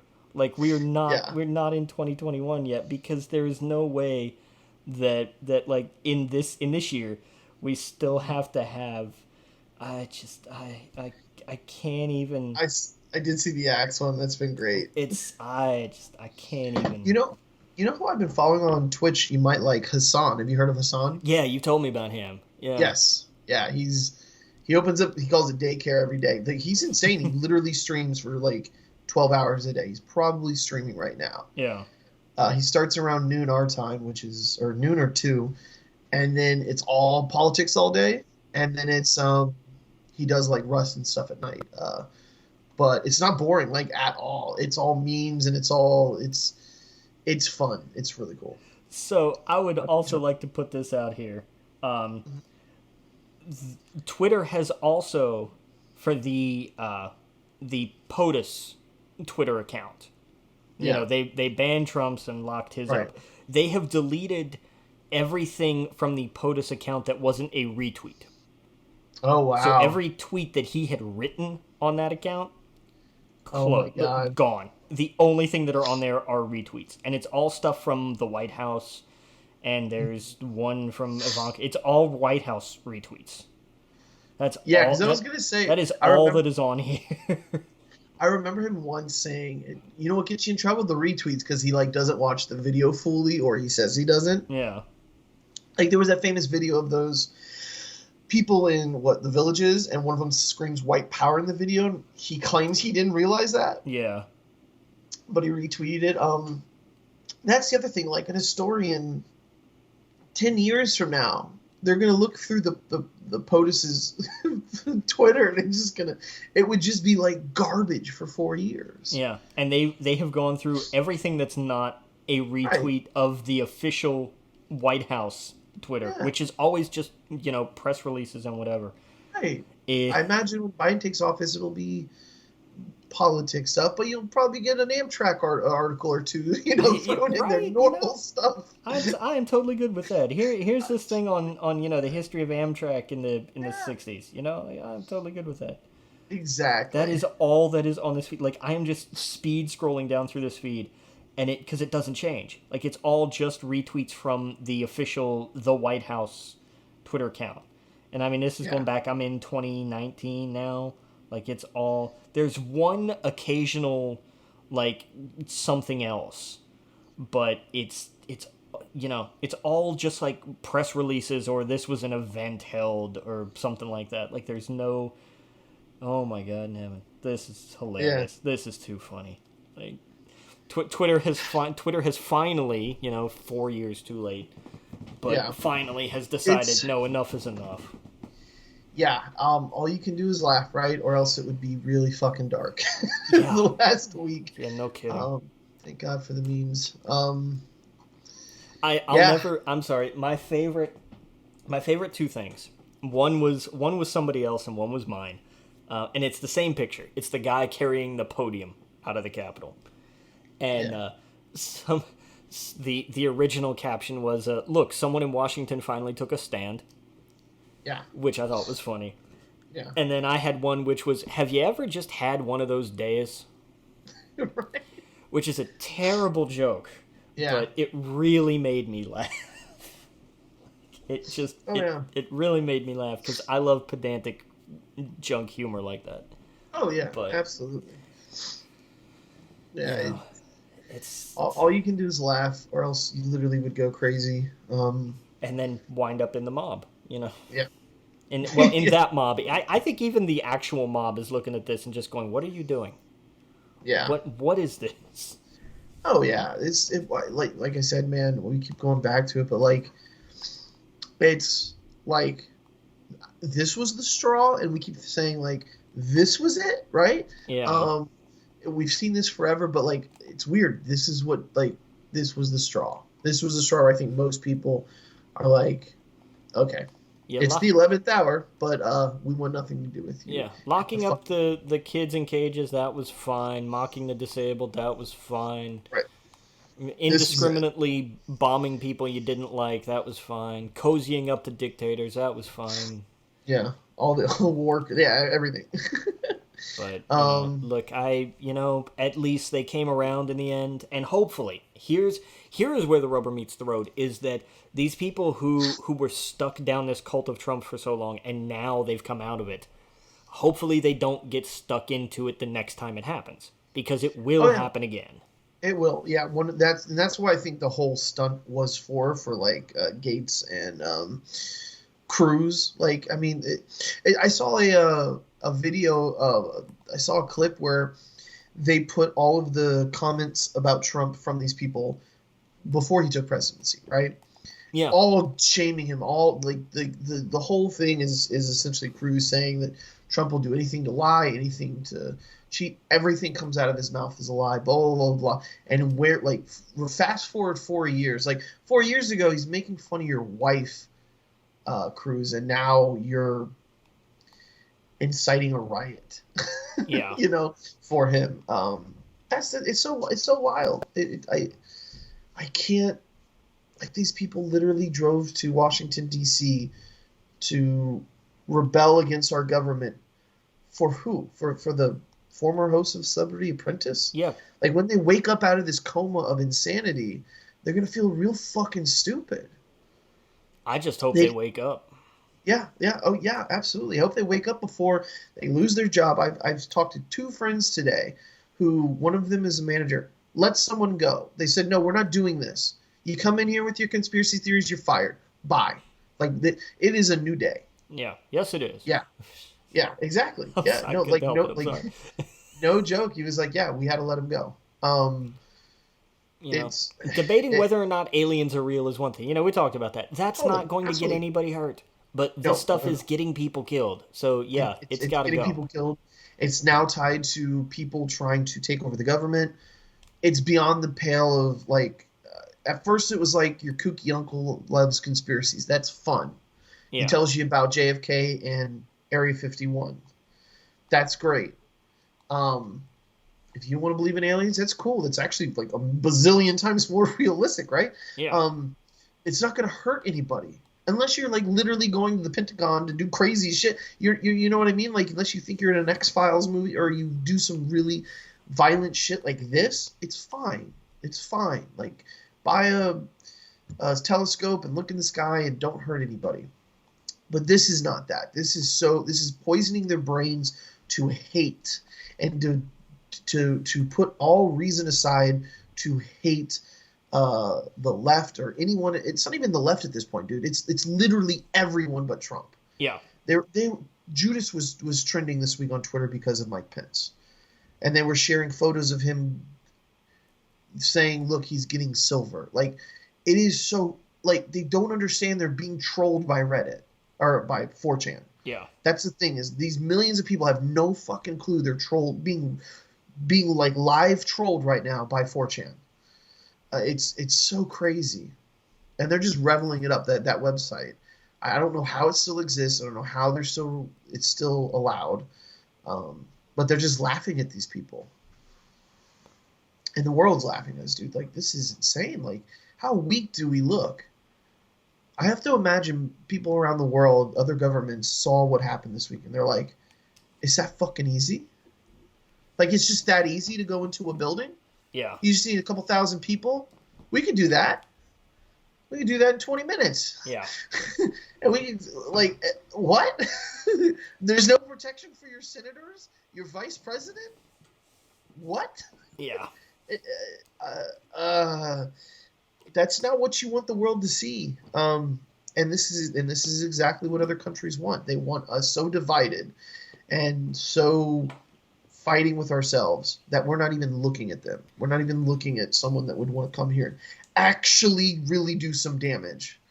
There's some scary people out there that could fuck us up worse than these LARPers outside of the Capitol building, right? I mean, sorry, I'm ranting too much. No, man. I'm right there with you. Yeah, like real organized governments, not these QAnon LARPers. It's really scary to think that we look so weak right now. Yeah. It took 2 hours to deploy the National Guard to protect our vice president and senators. That's insane. Yeah. That's insane. That's crazy. And we just look weak and stupid. Someone I was talking to, they said that what drew the line for them was seeing the Confederate flag in the Capitol building. Yeah, Robert E. Lee never got that close. No, yeah, it's, and they're going to use that as a trophy forever now. Yeah, they're going to say that they got in there and they did what they did, and they'll get a year in jail or whatever. That's why I think they should throw the book at them. Like these people all should be made an example of. Absolutely. This isn't taking Skittles from the grocery store. This is not, stupid little crimes or whatever. This is not something like that. This is completely different. No, this is an attempted violent insurrection, and yes, exactly. It was carried out by, the kind of, half-assed militia lunatics who are actually still on the grid. But imagine if this had been 1,000 completely organized planned out people. Imagine if this had been a more militarily planned assault. Instead of just exist. Yeah. I mean, they there's groups out there that they laugh at these ones that are on television, right? The Proud Boys and stuff. They laugh at them because there's no real organization there. Yeah.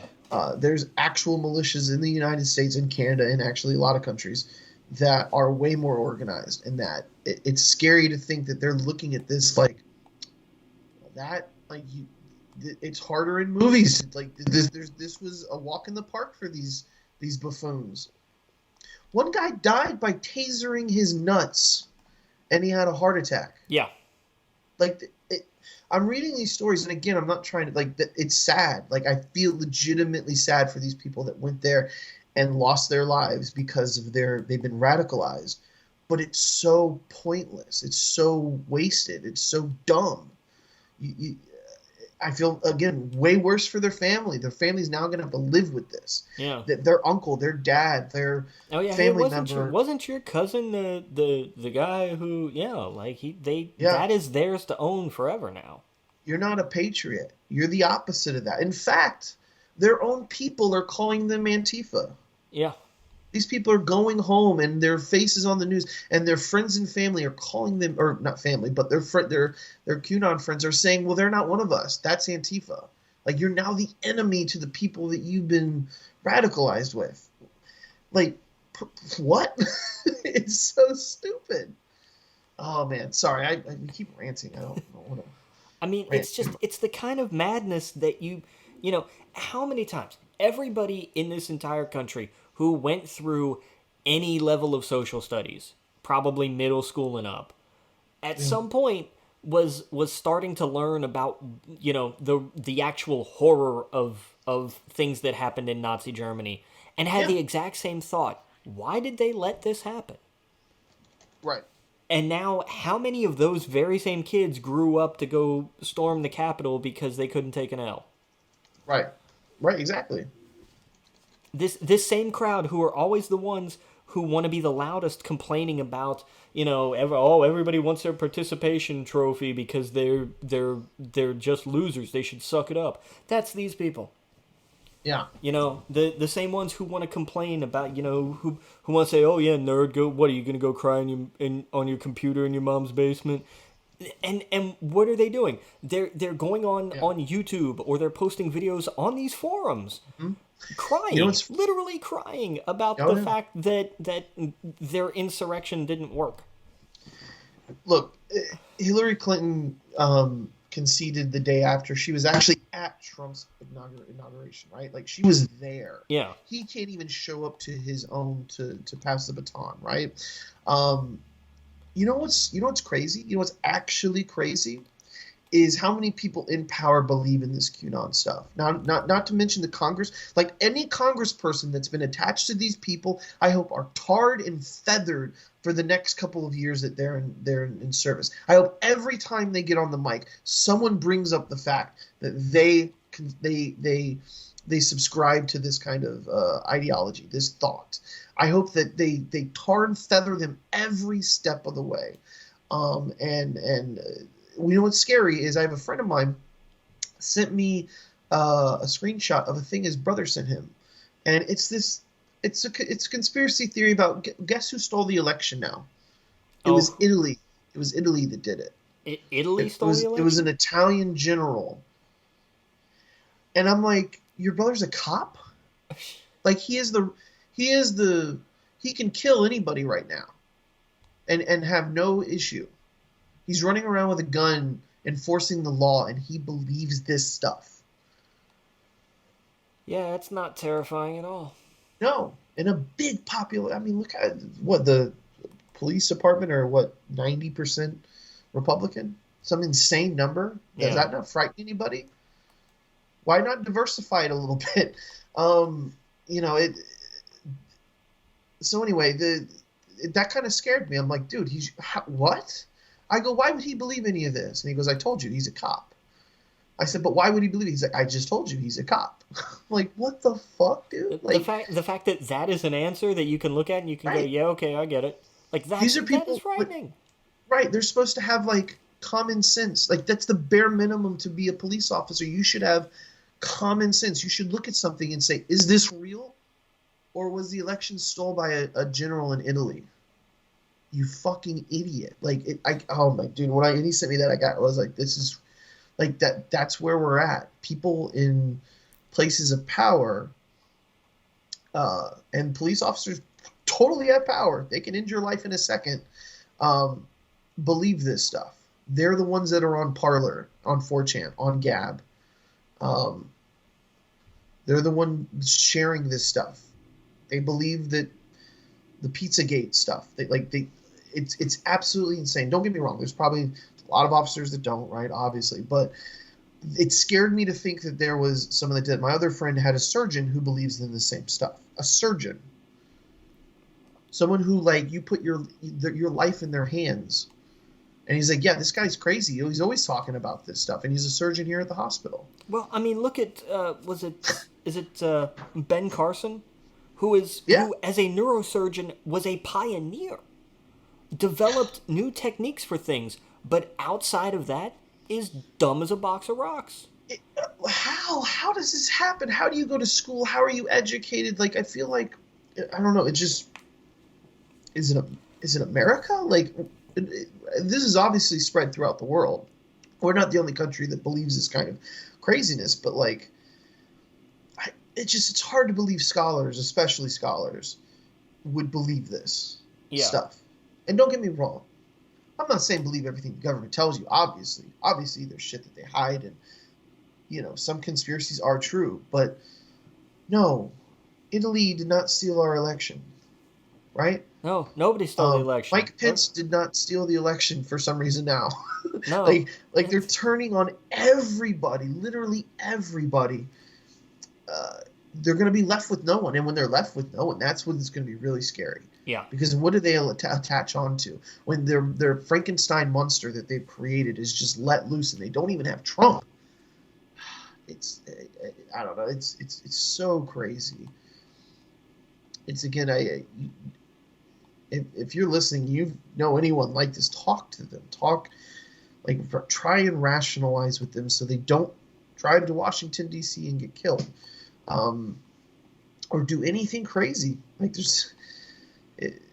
I don't know. We've gone way too long, I think, about this. So I'm so sorry. I mean, it's not every day the United States of America faces an armed rebellion. Right. It's Yeah. just it's a thing you look at. You see it on CNN that it happens somewhere halfway around the world in a country that nobody can pronounce, let alone find on a map. And it's just right. And it's like, oh, okay, yeah, that happens all the time over there. But it happened here. Here was right. there, and they've spent 4 years telling you to not trust real journalism, to only trust the basement journalism, right? The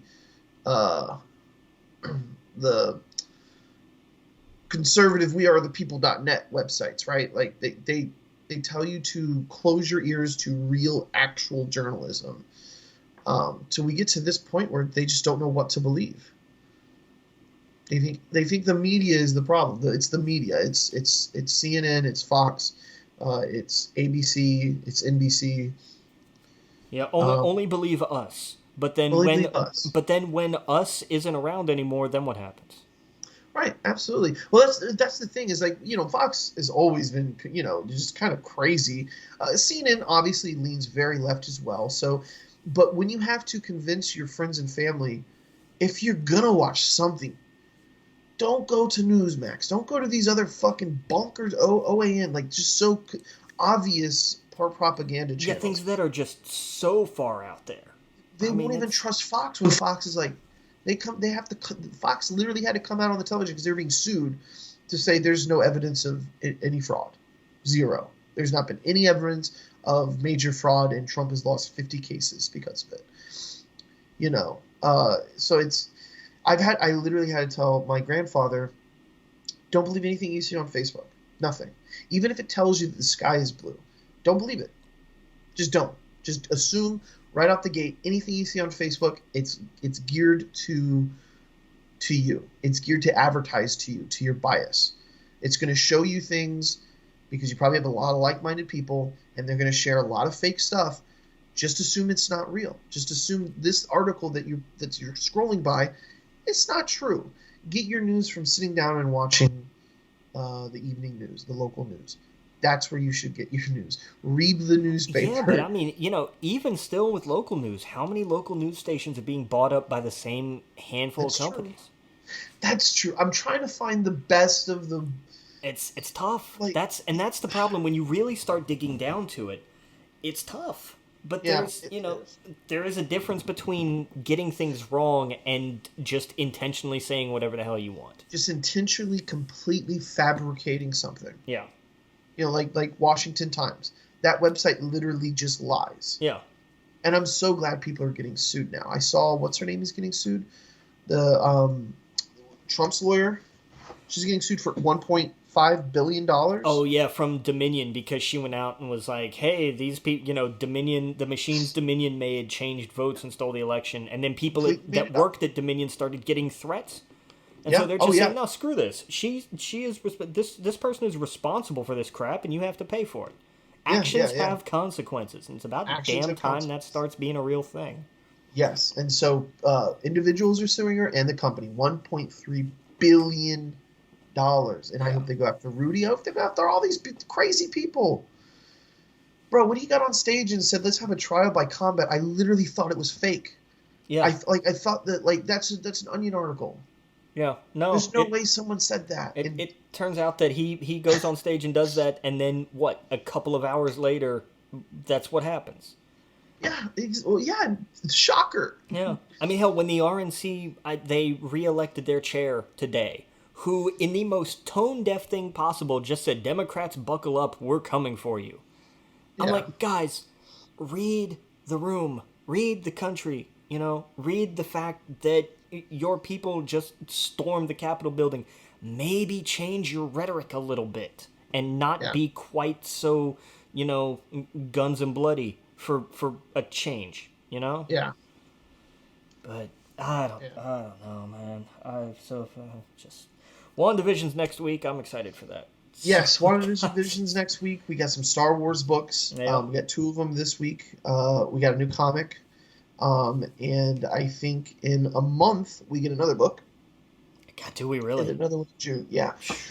Oh, let's see. The High Republic. Hold on, let me see if I can pull it up. Yeah. I want to see, because while you're doing that, I want to look up who does Bob Iger's book as an audiobook. Like, who reads it? Yes. Oh, I assume it's him. I don't know, because not a lot of people do their own. That's why I got Matthew McConaughey's. I was like, oh, I am so fucking on board for this. I heard a sample of it. And he does, I love his, like, well, he reminds me of, like, what's his name? The wrestler guy. Oh, sorry. Hold on. Oh, you're really going to have to narrow that down, so. Hold on. In the podcast, he is a booker. He worked for every place. Jim Cornette. Jim Cornette, yeah. He says things like what Jim Cornette's. I guess just maybe because they're both from the South, where he's like, he's a sandwich short of a picnic and stuff like little phrases. That kind like of thing. Okay, yes, fair enough. I love it. And Matthew McConaughey, it's a lot of those things like that. The sandwich short of a picnic's negative, but his are a lot of positive things. And just the way he talks, it's Matthew McConaughey. It's Matthew McConaughey. Yeah. And I was like, this is cool. I love this. And he goes on about his story. He had a lot of shit that framed his life, a lot of things that I did not know. That it seemed really cool. So yeah, it's totally him doing it. So I'm curious if maybe it's split. He does some of it, and somebody named Jim Frangione does other parts of it. And Frangione has just a ridiculous amount. Like, he's voiced all kinds of stuff. Oh, okay. Nothing that I've ever heard of, but he just has it's a giant list, like 180 some audiobooks. Oh, okay. The other one I got is the Anthony Daniels, I Am C-3PO. Oh, nice. The one that I loved. I wish he would have gone with the original title. Yes. Because I thought that would have been great. Telling the Odds. I was like, that's a great inside joke. And they convinced, they wanted it changed because they thought it was too much of an inside joke. And I was do you not know who's going to be buying this book? Right, exactly. It's right up their alley, but no, I'll bet that's something. Yeah, it's like 9 hours too. It's long. Like that would last like a week or two. Fair. But yeah, no, I like the ones where they do their own voice. Yeah, okay, so Light of the Jedi, Charles Soule came out the 5th. Star Wars High Republic, A Test of Courage, Justina Ireland, and that is a younger book, age 12, something like that. What was cool, though, is Star Wars Explained said he never felt like he's obviously reading that's more of a children's book, but he was like, it's so cool. He was gushing over it. He was like, it's a lot of fun. So I might even just pick up that too. I'm sorry, that's a younger one. The really young one is called The Great Jedi Rescue. That comes out January. Okay, that came out January 5th. So 3 books came out on the 5th. Claudia Gray's novel, which is the young adult one, that comes out February 2nd. So nice. That's the one I'm most excited for. Yes, yeah. And so that's the one that looks like it's got 2 people on the cover. Yeah. It says, when a disaster strikes in hyperspace, which I imagine is the same thing that happened in the book I was reading. Yeah. Putting people in the Hazel Prime. Oh, yeah, this is the same place in grave danger. Only the Jedi of the Republic can save the day. Okay, so yeah, this totally all crosses over. That happens in the book I'm reading. Nice. So this must be their side of the... See, this is all connected. It's so cool. And that's the cool thing about this. I was saying earlier, I don't know if I mentioned this, but they all got together and had a weekend where they all sit at Lucasfilm and they all not just a weekend, it's probably a lot longer than that. They came up with 3, 3, Marvel does this. They have the first, the second, the third, what is it called? What, arc? What are you looking for? Not arc. Where it's like, hey, we're going to have 4 movies in this phase? And then, phase, that's it, yeah, sorry. Okay. I can't think of that. This is going to have 3 phases. The first phase should last for the next like 2 or 3 years, and then it's going to go from there. Let me see if I can find the name of the phases. Yeah, because I remember hearing about that. Like they had like a kind of retreat where they were like, okay, we're gonna sit down and plan this out, and it was very much a just sort of like a framework deal, Yes. so that everybody can do their own thing and tell their own story, but it just has to fit within this particular kind of outline ish. Yes. So the first phase is going to last 2001 and 2002. 21 and 22? 20, yeah, sorry, 21 and 22. That's called Light of the Jedi, which is the first, this is the title of the first book. Right. The second phase, which I imagine will be another 2 years, is Quest of the Jedi, and then phase 3 is Trials of the Jedi. Okay. And everything in this, they're still going to have other Star Wars books that come out, but this is going to be like its own. It's going to have all these books that are tied into each other. This is the High Republic side of things. Absolutely, yeah. And so also the comic book. Okay, so Claudia Gray in February. The comic book, January 6th, so that already came out, is just called Star Wars The High Republic by Marvel. On February 21st, there is Star Wars The High Republic Adventures. And let's see. And that's... Wait, no, there's one later. Hold on. It's not here. Why is it not here? Hold up. I don't know. It's disappeared. Hold up. This is not the website you were looking for. Right, exactly. Yeah, let's see here. No, that's the same website. Sorry. The High Republic book. Let's see, June. It was June. Yeah, because I don't remember offhand exactly what the schedule was, because I feel like it shifted. And I wonder if maybe that's part of why you can't find it. No, they announced so many things. They announced a graphic novel. They announced, hold on. Wait, why can't I? Hold on. There's things like, for example, the show, the Acolyte, list of all the Star Wars, the high... Let's go give you a list. Yeah. No, this is the same stupid thing I clicked on, and it doesn't have all of the... This is so dumb. Sorry. I don't know what to tell you, man. Yeah, because there was so much more. Here we go. Let's on the website now. Oh my God. All right, well, we'll find it later. We'll come back to that next week. Yeah, there was a graphic novel essentially, and there's a book in June or July that is more like Light of the Jedi, more adult, right? Which is cool. So there's a bunch of other stuff. Like I said, there was what do you call it? A manga? Yeah. Which looked interesting as well. The graphic novel is like it's got the 2 comic series, but the graphic novel is like, here's 12 issues. Like, here's a graphic novel all at once. Nice. Which is cool. So, all right, I think that's it, dude. I think we kind of hit everything.